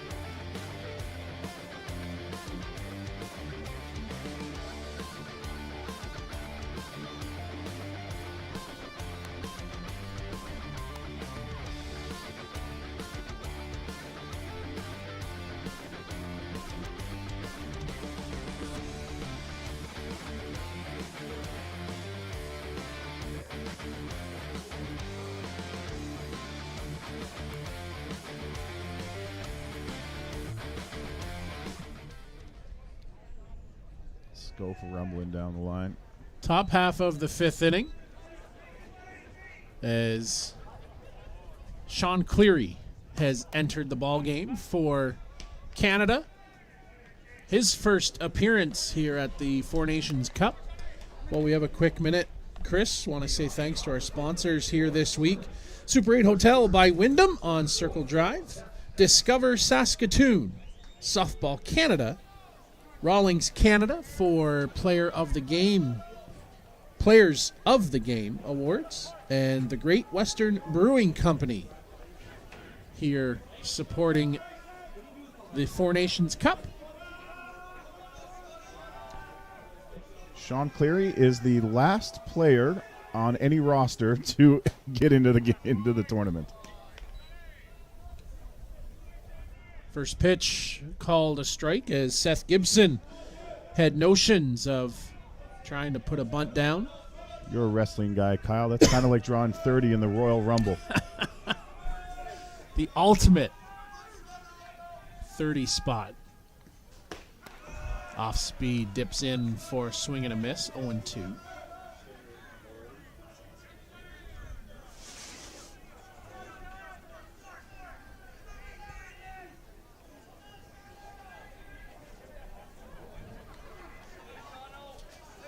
Talked about Pittarona and his calmness on the mound. Sean Cleary, as that one misses for a ball. Sometimes you'd have to check him for a pulse.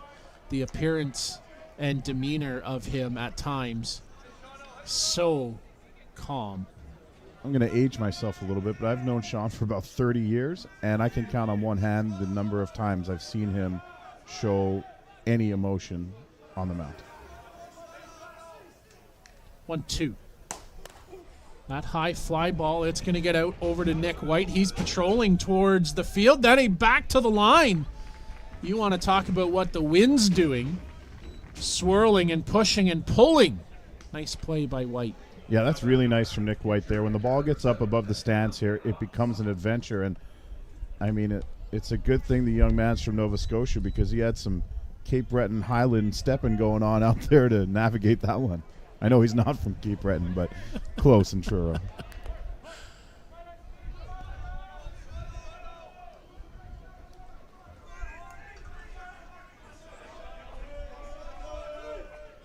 Cam Watts now comes to the plate. And misses for ball one. For Sean Cleary coming in, it's about innings work now. And getting his prep in for the World Cup. You mentioned Justin Schofield was going down the line. Devin McCullough was the starter last night. Would highly doubt we see him here this evening. As that pitch goes outside. And Canada, Chris, staying true to form after last night with very limited substitutions in the ballgame. Yeah, it looks like the strategy for Canada this week and Japan has been, here's our lineup, you guys go play tonight. USA and New Zealand have been moving guys in and out throughout the games. 2-0 count. Off speed, a good one there from Cleary. Swing and a miss by Cam Watts. I mean, that's just a veteran, composed. I mean, you're down 2-0 in the count and you're going to trust your changeup there? That's fantastic.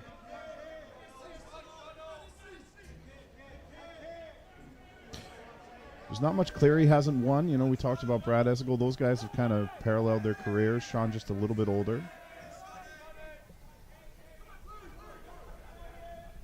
Sean, straight at him. Swing and a miss. 2-2.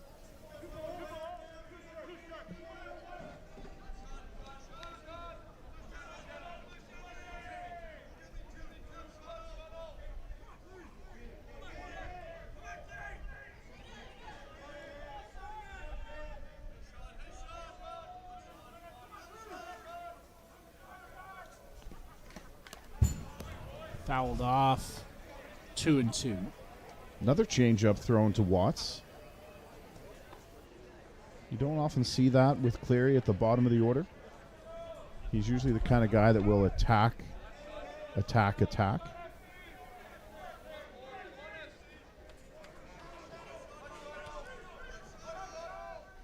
Count even at 2-2 as early starts to become late here in the ball game. Now in the top of the fifth. Coming in and a swing and a miss for strike out. 2 down. Hard drop ball. Wow. And late action. Fell off the table very, very late. So Dante Makia Marakatea comes to the plate.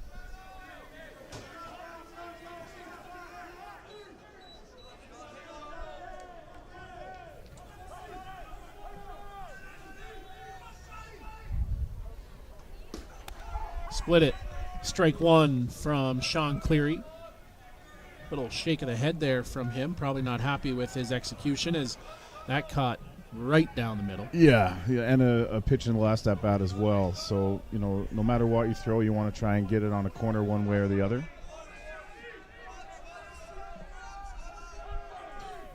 But I would say Sean has not thrown to Mitch McKay all that often. Yeah. Might be the first time. Probably the first time would have been down at the camp. Yeah. When they had tryouts, because Cleary wasn't on the roster last summer. So this probably, outside of practice, obviously in the camp, would be the first game action, I'm sure. Swing. 1-2.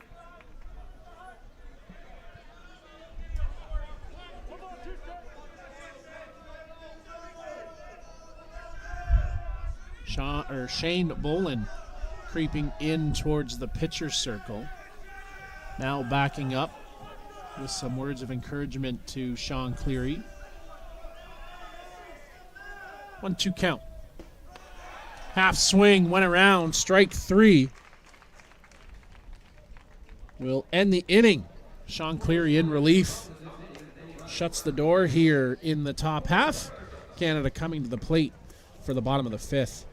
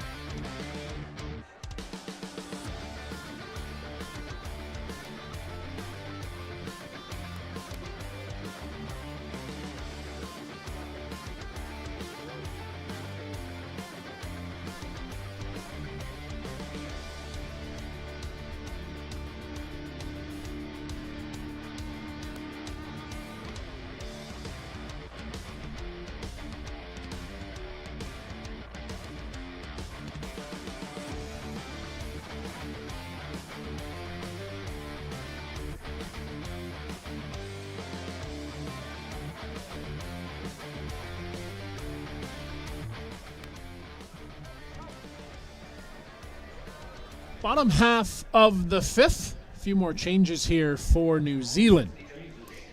Is there an echo? Echo.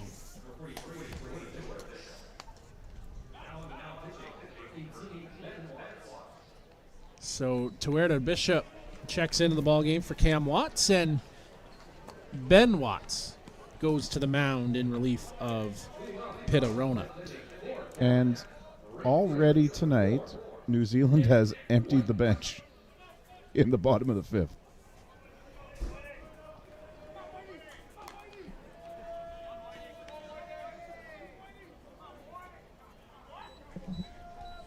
Staying true to their program or their plan.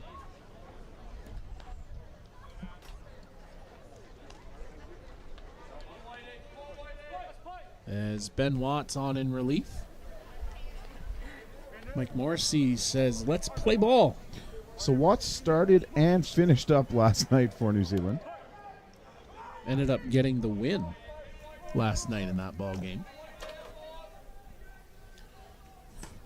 He opens with strike one, and I would say, Chris, and I know we talked about it last night, the difference from Ben Watts at the beginning of the game to the difference in Ben Watts at the end of the game was a night and day workaround. Yeah, and that first pitch looked pretty good, as did the second. Called for strike two. You can hear a little sizzle of the ball coming in.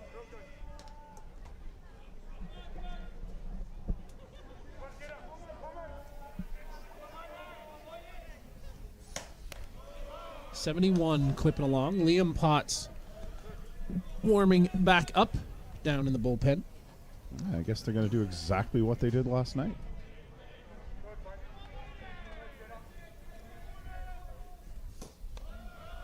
.75 on the drop ball.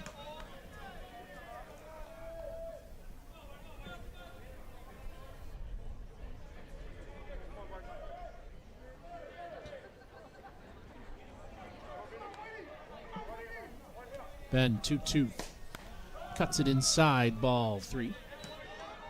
It's a good pitch, though. That's a great pitch.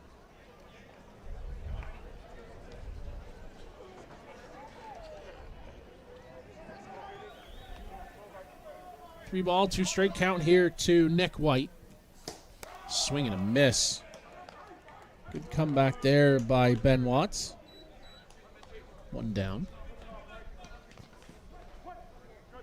Yeah, that was a topsy-turvy at bat, but set him up with the inside drop ball in the last pitch. That was a ball, and gets him to swing over top there. No, we don't like no free shout-outs here, but I will remind everybody about Outside the Chutes podcast coming up here on Monday, as that one gets in for Called Strike. It's the preview show of the WBSC Men's Softball World Cup episode. Randy, Chris, Blair, Setford, and myself had a good hour-long chat. Backhand play by Cole Evans. Step and fire. 6-3 the long way across the diamond. I mean, what more can I say about Cole Evans? He's so fun to watch. His throws are always perfect as well. The way that he takes that backhand and then absorbs that ball, taking it in.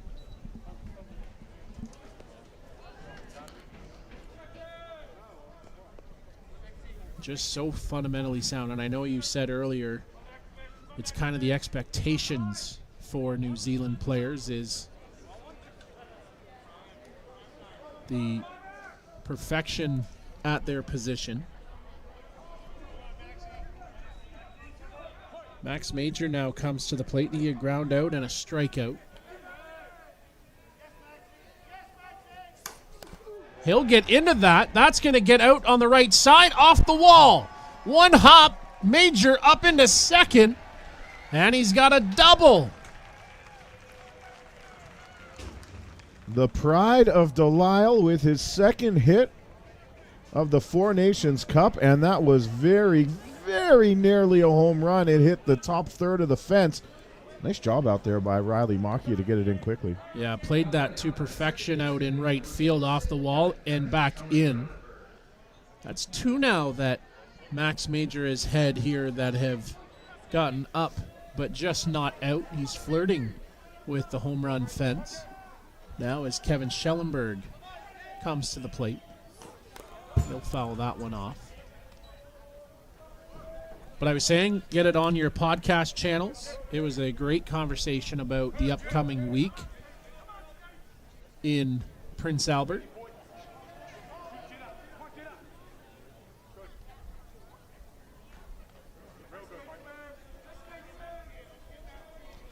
Schellenberg has come up with runners in scoring position each time he's been at the plate tonight.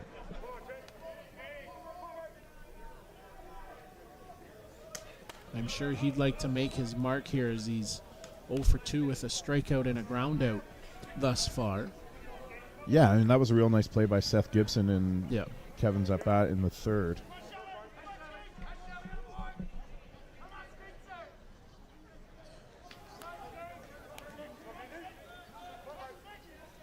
One. Inside, ball 2. 2 balls and a strike. New Zealand doesn't even ask to check at first base.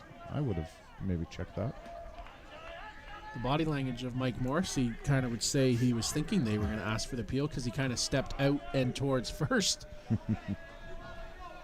As Ben Watts, 2-1 pitch, comes in for called strike 2. 2-2. That's a real nice spot for Watts right there. They've been pitching Kevin down all night and then coming up looking for a strikeout with 2 strikes.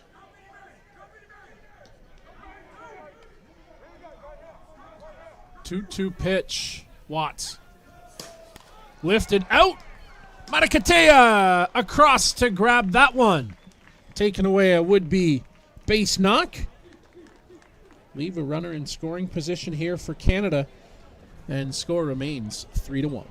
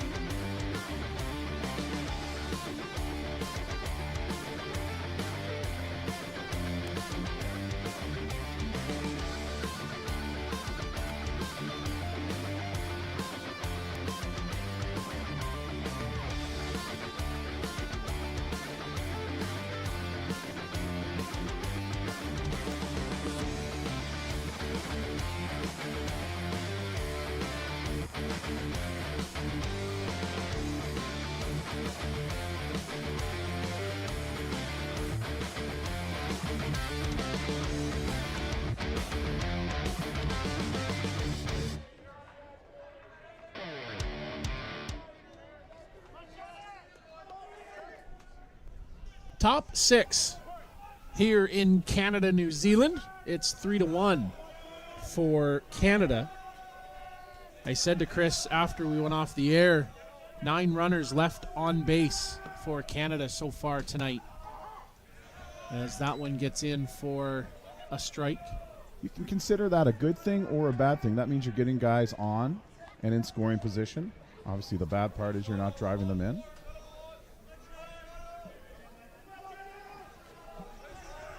Well, when you look at the tape and you say, what can we fix or what can we work on? Runners in scoring position. And that one in for a ball. Well, Kyle, you and I are both Blue Jays fans, and we've been listening to John Schneider gaslight us for 3 years about it's coming, it's coming, it's coming. Apparently it is now. Another win tonight, but maybe it is just statistics evening themselves out over time. 8 of those 9 runners left on base have been in scoring position. Yeah, that's very Blue Jays-esque. 1-1. Lifted up and foul. But all jokes aside, like any game in isolation, you can look at those things. For sure. But it's a matter about what your team, is that a trademark or is that just a situation for one evening?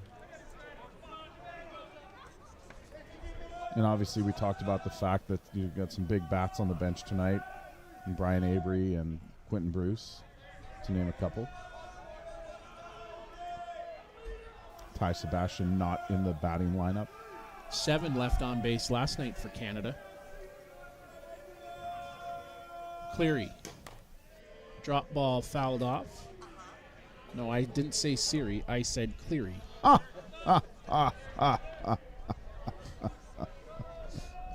That's good. That's good. 1.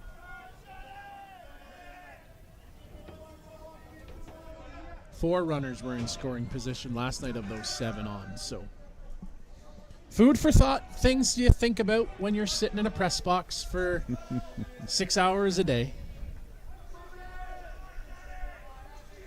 So things that make you go, huh? That make the wheels go round. Cleary, 1-2 pitch. Benny Noka gets into that. That's a mile high if it's a mile short, but it's out to Brad Ezekiel in left center. Good piece there by Benny Noka on the swing. Yeah, Inoka got a good piece of that, but it was almost like a half swing. He didn't really finish it. Maybe he was out ahead a little bit and had to slow his roll to make contact. And as a child of the 80s, you said things that make you go, and I'm going to put in a request for CNC Music Factory with our DJ Troy here. In for strike 1. I don't think there's been a bad song played yet this week so far. I'm told he's one of the best in town, if not the best in town. Hockey arena, football field, softball, doesn't matter. He's got music for all occasions, weddings, bar mitzvahs. 0-1. In for a call to strike.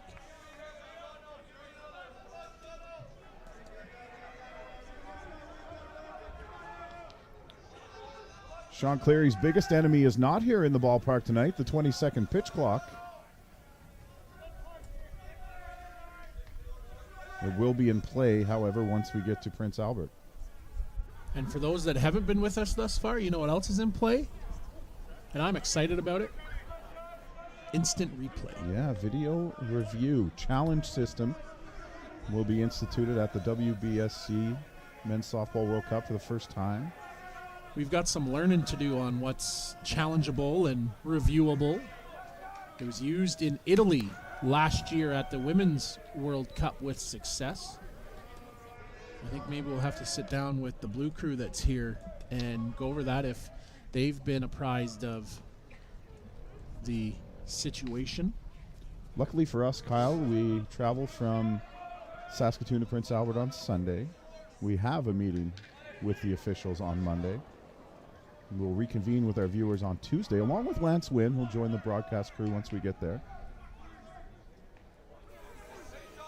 We'll migrate from Softball Premier to the WBSC platform GameTime.sport.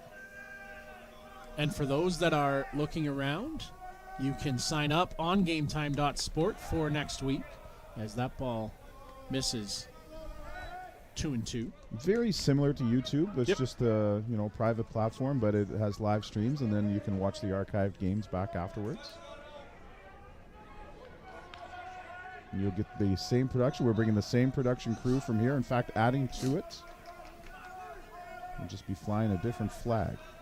Speaking of GameTime.sport, they are getting ready for the U15 Girls World Cup final tomorrow. Surprise here today was Puerto Rico upsetting the United States in that one. They will take on Japan tomorrow, and it's Mexico versus the United States in the bronze medal game over in Italy. And then for those WBSC Americas fans, the Pan Am qualifier going down in Colombia, as that pitch misses. Ball 4. Sean with a little extra look in towards Mike Morrissey. Yeah, when you click the lock on your car and the horn doesn't beep, you kind of did that and stopped and looked back a little bit extra longer.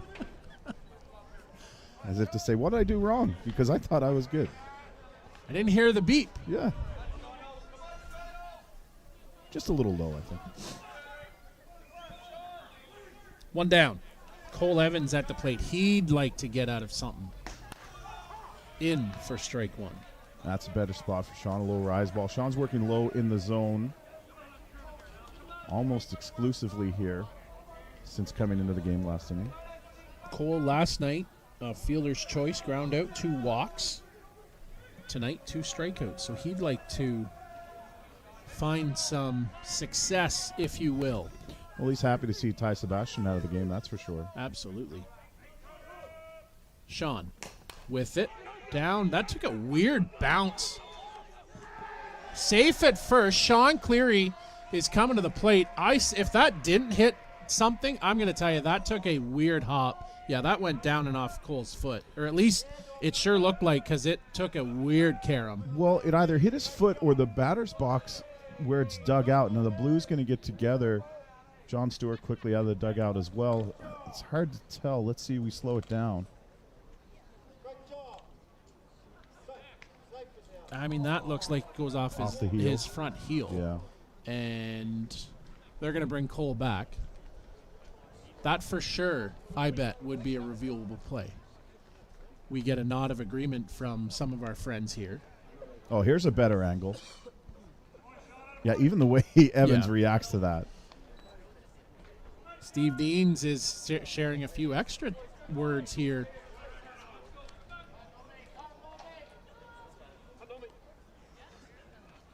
I mean, it's not completely clear. The evidence is circumstantial at best. And I'll say, like, looking at it from an umpire standpoint, Mitch McKay is creeping in. Cole Evans is towards the plate. So you got a lot going on, and that ball goes down, and it's on the front foot going away. So, I mean, it's a tough call for the home plate umpire there. At the end of the day, it's get it right, and they do on the foul call. So Evans back to the plate, 0-2. That one sweeps in for ball 1. 1-2.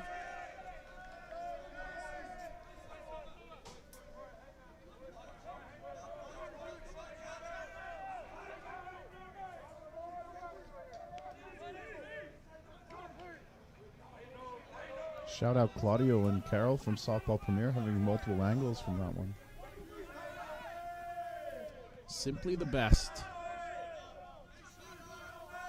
Not requesting that one. I'm just saying simply the best. You're not allowed to play that till the championship game anyhow. 1-2. Justin Schofield still getting limber down in the bullpen. Maybe see him in the 7th. It does feel like a cool East Hants summer night, so Scof would be completely comfortable on that mound out there right now. Good drop, swing and a miss by Cole Evans. Down on strikes, 3 tonight for Cole.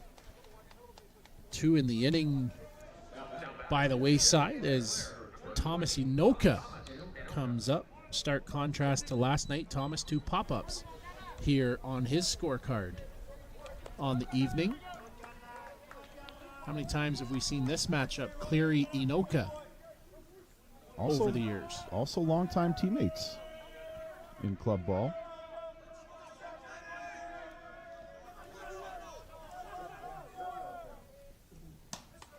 Rise misses, 1-0. But when you've been around as long as these guys have, you've been on the same team, you've been on opposite sides, and the club stuff, the friendships, that all goes out the window this week anyhow.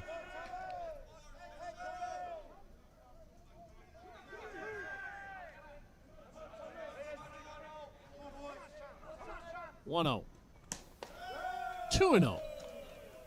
Well, first 2 pitches from Sean there showing no interest in going after Thomas Inoka. Reese Evans is on deck in Remike's spot.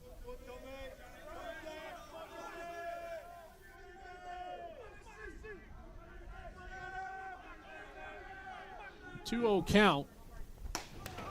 In for strike 1. Taking all the way was Thomas Inoka. That was a pitch that Thomas Inoka could have driven. 2-0 low rise. Not what he was looking for, though.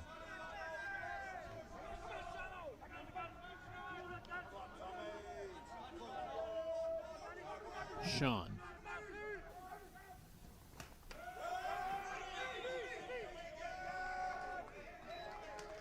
And Kyle, there's the inexperience of McKay catching for Cleary, as he never looked comfortable on that pitch from the moment it left Sean's hand. Yeah, you're absolutely right. Handcuffed him on that pitch. And count runs 3-1. Runner now in scoring position. I think it was a high drop ball. Seen a couple tonight there off McKay's glove. Sean can't see. Thomas swinging the bat low down between and blocking maybe the sign there, as I watched on our monitor here. Down to third, Major. Up and easy over to first. Leave the runner stranded here in the sixth. Canada coming to the plate in a 3-1 ball game.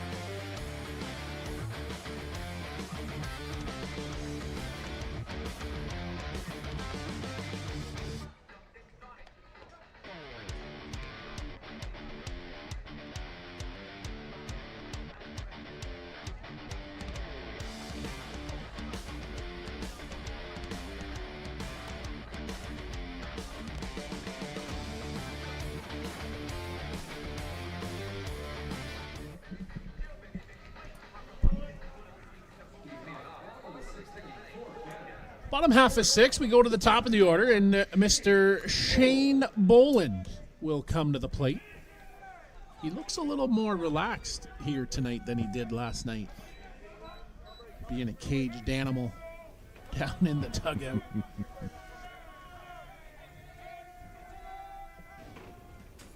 He hasn't had a whole lot of activity on the infield. In fact, I'm not sure if there's been a single ball hit his way. He has been on base, though, all three plate appearances. Came around to score in the second.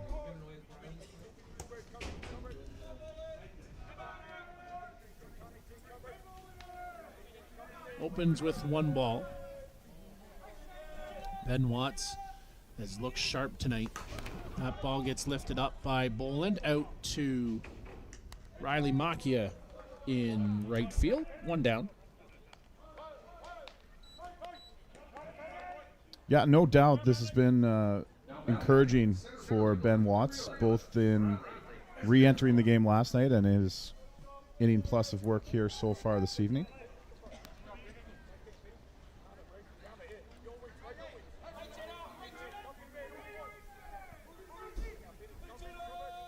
Bradley hands high as that ball fouled off. I know you talked about last night Yusuke Morita's batting stance and how I commented you wouldn't teach that. This is another one that you would not try to teach or say emulate, but it works needlessly for Bradley.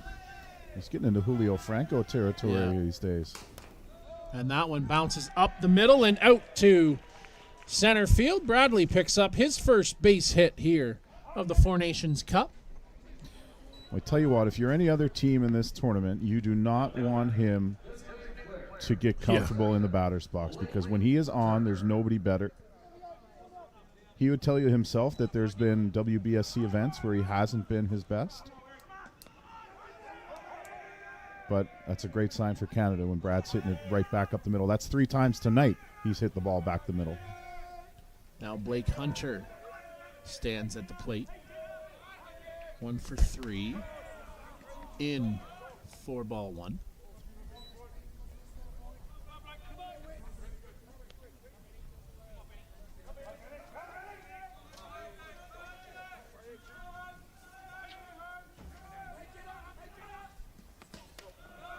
That one misses down and away.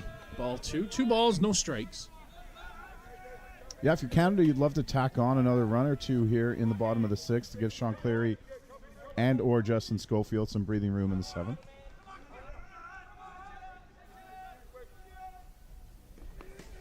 Slipped and a little awkward delivery there as it comes in for a call to strike. Ben Watts works on the mound. Yeah, Watts was having some trouble with the mound last night, and of course we've seen 3 pitchers from New Zealand, 2 from Canada with no grounds crew intervention, so it's going to get a little lumpy out there.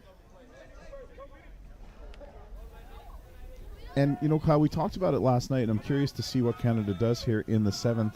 You talked about Schofield maybe playing a closer type of role. Would he come on here again tonight? I mean, the fact that he was loosening still in that last inning tells me he's probably coming in for the 7th. I don't think you'd get him up otherwise. Though I've been wrong before. And he's been sat for a little while, so we'll see. 3-1. That one a handcuff there of Tuerto Bishop for ball 4. So runner now up into second. Bradley Ezekiel with 1 down, and Jordan Pomeroy. He comes to the plate. He's got 2 singles, an RBI, and a walk tonight. Yeah, real nice night at the plate for Jordan Pomeroy. Kind of quietly even, but he's reached base all 3 times. Drove in a run. Extra base hit. He's circling that player of the game award. It's just cycling through my head. Same thoughts.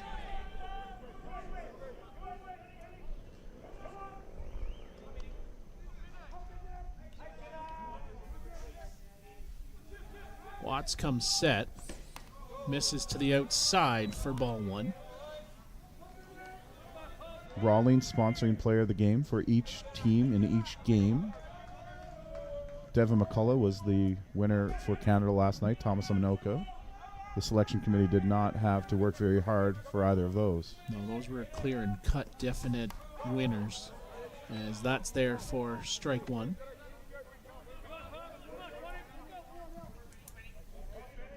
Polling the audience that's been here, they're very happy with the selection committee's results of the player of the game so far this week.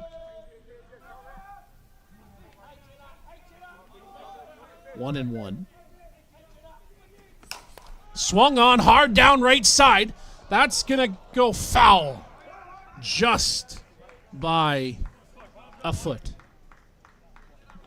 Well, it might have raised some eyebrows that Jordan Pomeroy was in the cleanup spot tonight for Canada, but John Stewart, Jeff Ellsworth, Les Howie clearly know more than the layman, as Pomeroy's been all over it.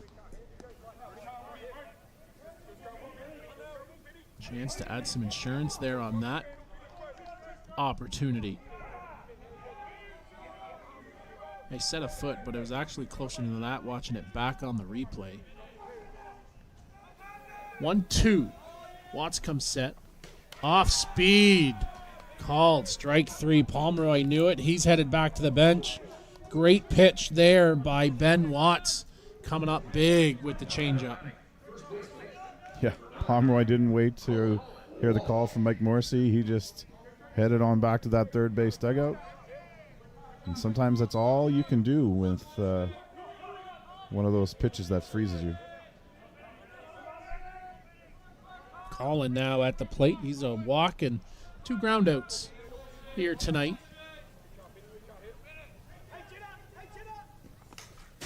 That ball fouled straight back.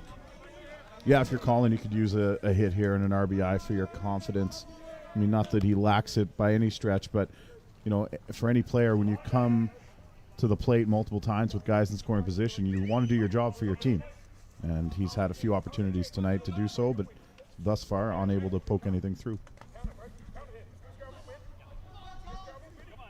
Had a single last night with 2 strikeouts. Was 0 for 2 when he come through. If you're looking ahead for New Zealand, it's Rhys Evans. Tikirika as that one punched out to left center. 1 run in on his horse. Here comes Hunter rounding third. Throw to the plate. Got him. Great relay. Great throw on the money. Cut him down at home. Well, that's good for everybody there. Colin Walsh drills one into the gap. How about Ben Anoka getting over, cutting this off, coming up, firing, and who else but Cole Evans with an absolute seed to the plate to get Blake Hunter, and a nice tag by Bishop to boot.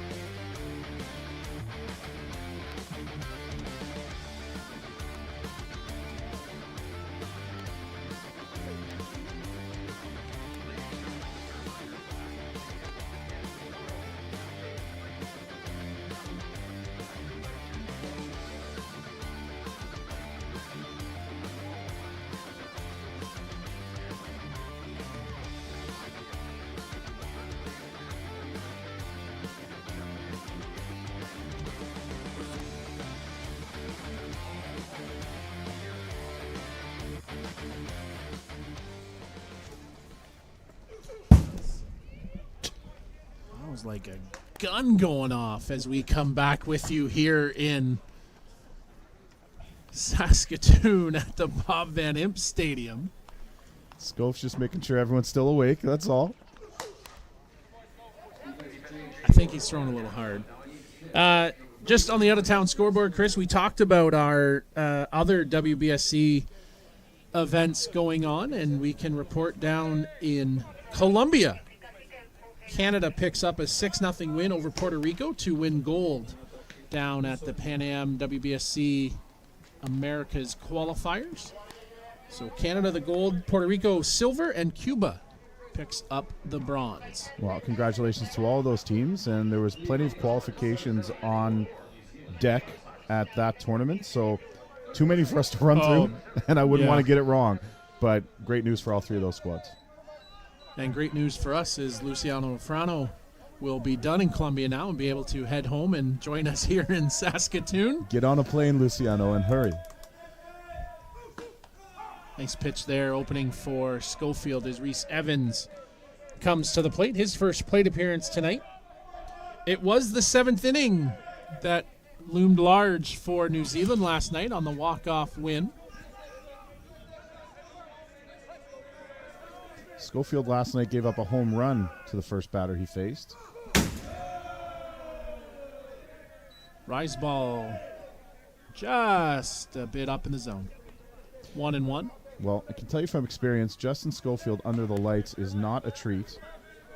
And sometimes when he whizzes one up around your head, that gets your feet a little light in the batter's box.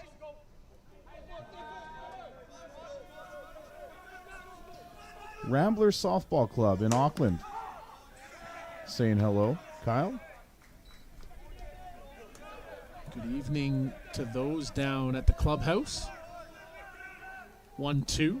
Probably about 5 o'clock in the afternoon there now. Ooh, coming on Saturday evening. 2 hops, gets on top of Shane Boland, stays in the infield. But a hard hit ball there by Rhys Evans eats up Boland. We'll wait for the official scoring on that, but it was right at Shane. And unfortunately for him, that's going to go as an E6 to start the inning.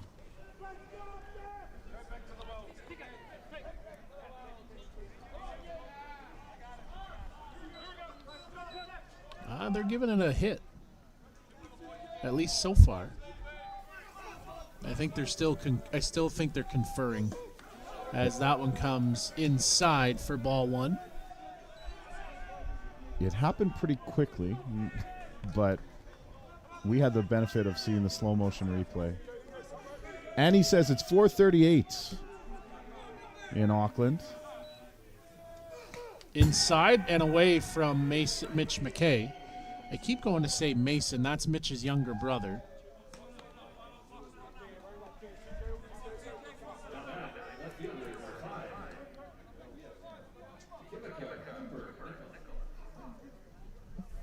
Goes as an error. After much deliberation, the protest committee has denied it and called it an error. They were overruled by the player of the game committee right there.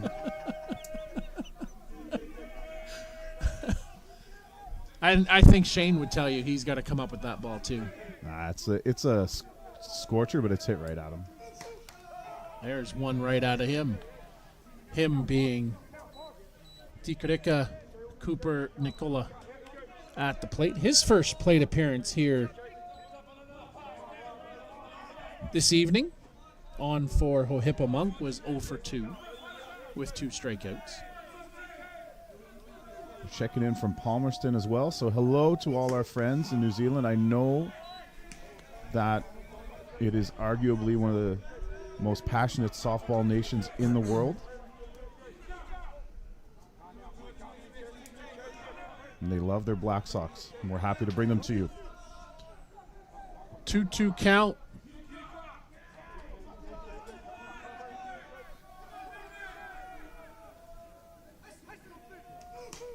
Little slap attempt there from Cooper Nicola as that ball gets lifted out of play. And you know, Kyle, you said it. It was the 7th inning last night when New Zealand fought and scratched, and eventually Thomas Anoka had the walk-off 2 RBI single. This team's never going to go away on you. Absolutely not. The stands have thinned out a little bit here. It's gotten cold, and I don't know that everyone was dressed for it. We saw some people making a run for it earlier in the evening.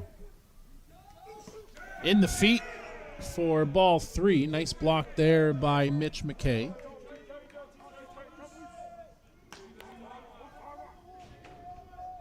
-13°C here in Saskatoon. Yeah, and a slight breeze, so it's going to make it feel a little cooler. As you were wondering early, what's the wind chill? Yeah, the wind chill factor in July. And we're not even on the coast. This wasn't in my contract, Kyle. 3-2, right back up the middle. Bradley can't get to it. He plays it on the bounce, and 60 feet for Reese Evans as that one went right back over top of the head of Justin Schofield. Here comes John Stewart out to the mound. Well, a real nice piece of hitting by Cooper Nicola, and a nice job by Brad Esigal to play that on the hop, get it back in. And Kyle, I think it's calm down. We're up 3. Don't worry about those guys. Let's go after them. What do you think? You're doing a very good job, John Boy.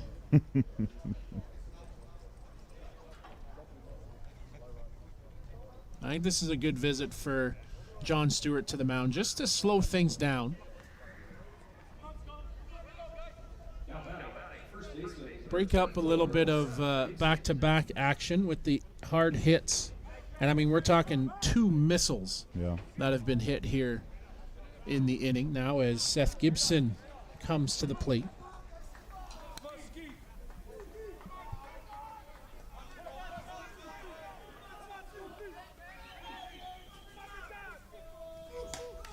Coming right after him there with the hard stuff, 0-1. And just like we saw last night, New Zealand 1 swing away from tying a ball game.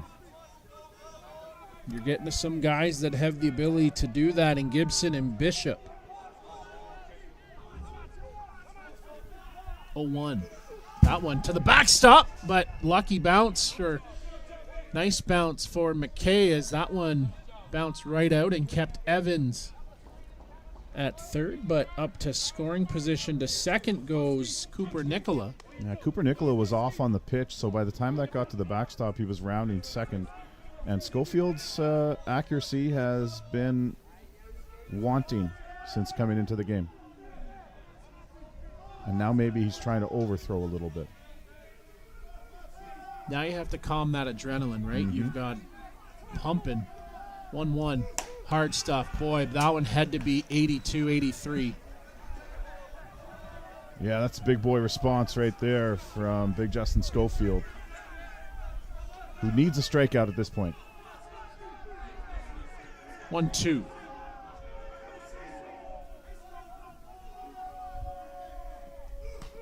In on the hands, and that one sounded punky coming off the bat. Tell you what, Schofield and Gibson could be a professional wrestling tag team, these guys.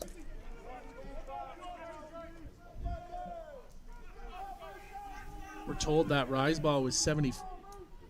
Last pitch that got fouled off was 75. There we go. That was making sense. I was thinking, boy, my eyes are lying to me. 1-2.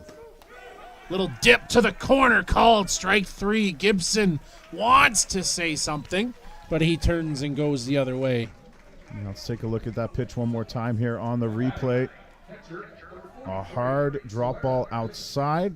That looks pretty up, good. Caught a little bit of the outside corner. And Schofield needed a strikeout, and he got one. So now to where to the Bishop here for the Black Sox. Schofield. Hard drop ball misses ball one.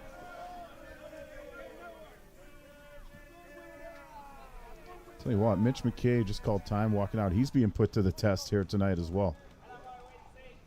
He's getting a lesson, catching all of Canada's top pitchers.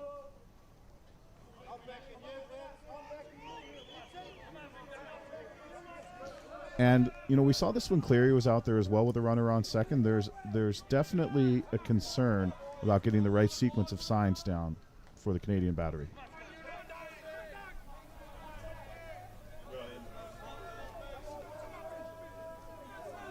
One ball.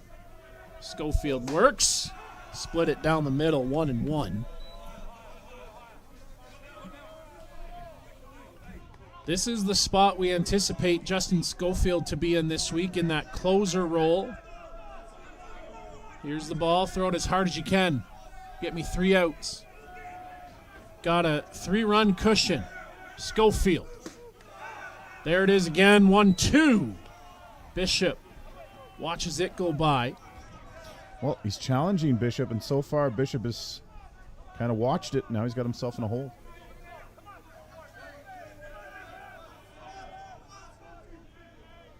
It's a 1-2 count. Runners in scoring position, second and third. Time called. Schofield says couldn't see the signs.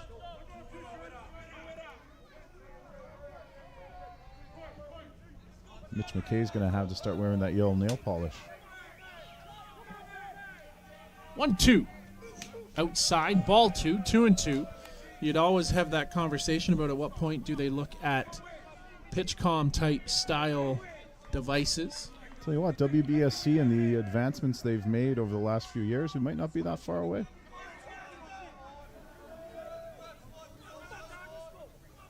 That sure would save a whole lot of signs and getting everybody on the same page. 2-2. Hard rise ball, swing and a miss. He reached back for a little bit more there, Chris. 2 down. Took Schofield a couple of batters to get comfortable and just talk about get out there and throw it as hard as you can. He was able to find the zone a little bit better against Bishop and gets the result he wanted. So down to their last out here. It's the Black Sox, Dante Makia Matakatia, who comes to the plate. Inside misses. Dante last night was in the 2-hole. Coming on in relief.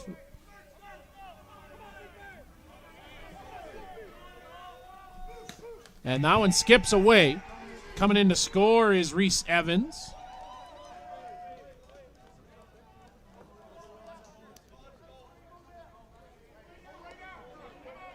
Well, let's take a look at this. And that's going to be a pass ball. Mitch McKay just unable to come up with it.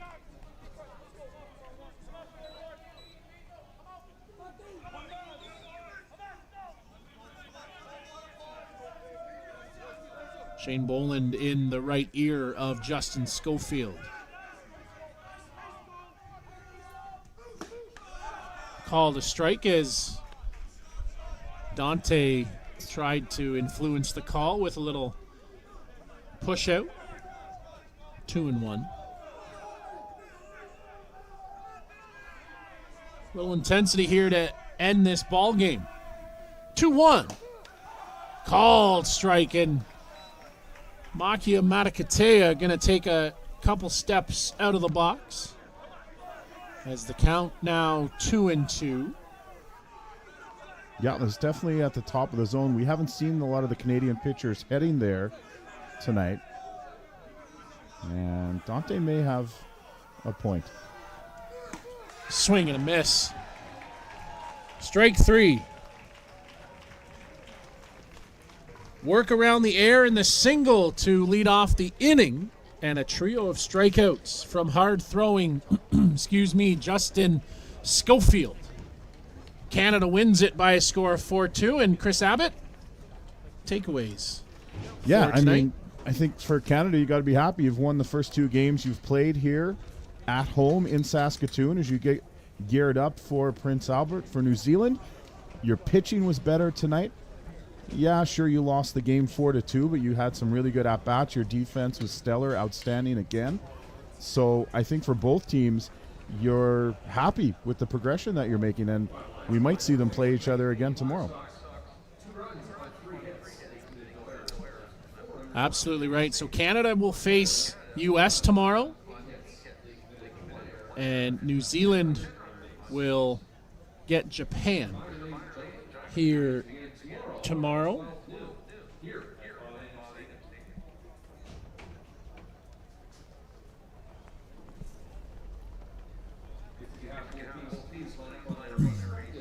So as we get ready, just a word to the wise, we will be on the air tomorrow at, I believe it's high noon off top of my head, here in Saskatoon. Adjust your time zones accordingly. We have, of course, the 2 games tomorrow to finish the pool play, round robin, and then later we will have the finals in the afternoon. We'll turn things over to our friend Troy in the public address. The player of the game for the Black Sox. Number 6, Jerome Remicki.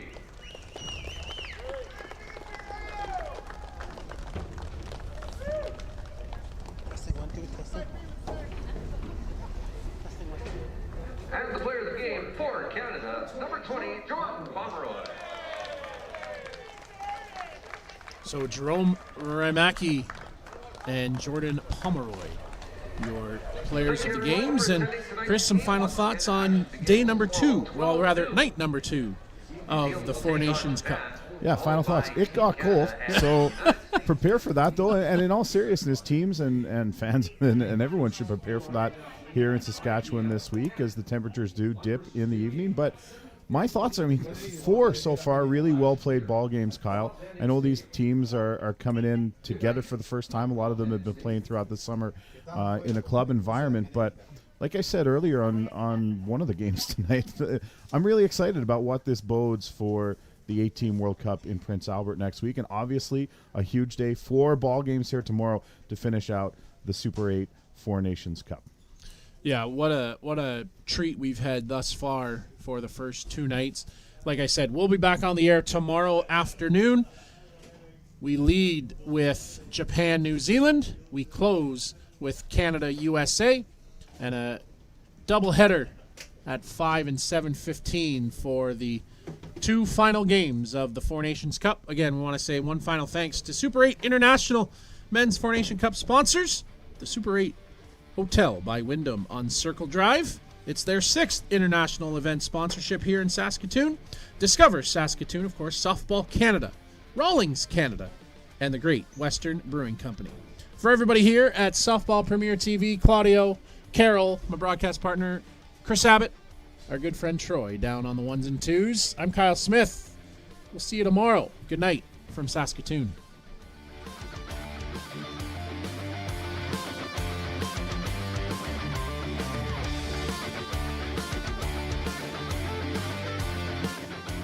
Welcome to Monthill Golf and Country Club. With our beautiful 27-hole golf course open to the public, we work tirelessly to ensure your time with us is second to none. Well, here you'll be able to enjoy an incredible dining experience at our very own Big Pete's Steakhouse. Play some of the best courses in the world with our state-of-the-art golf simulators. Upgrade your gear with the top brands at our pro shop, or host a stunning wedding, event, or conference inside one of our beautiful ballrooms. Learn all this and more at monthill.ca. We can't wait to see you soon.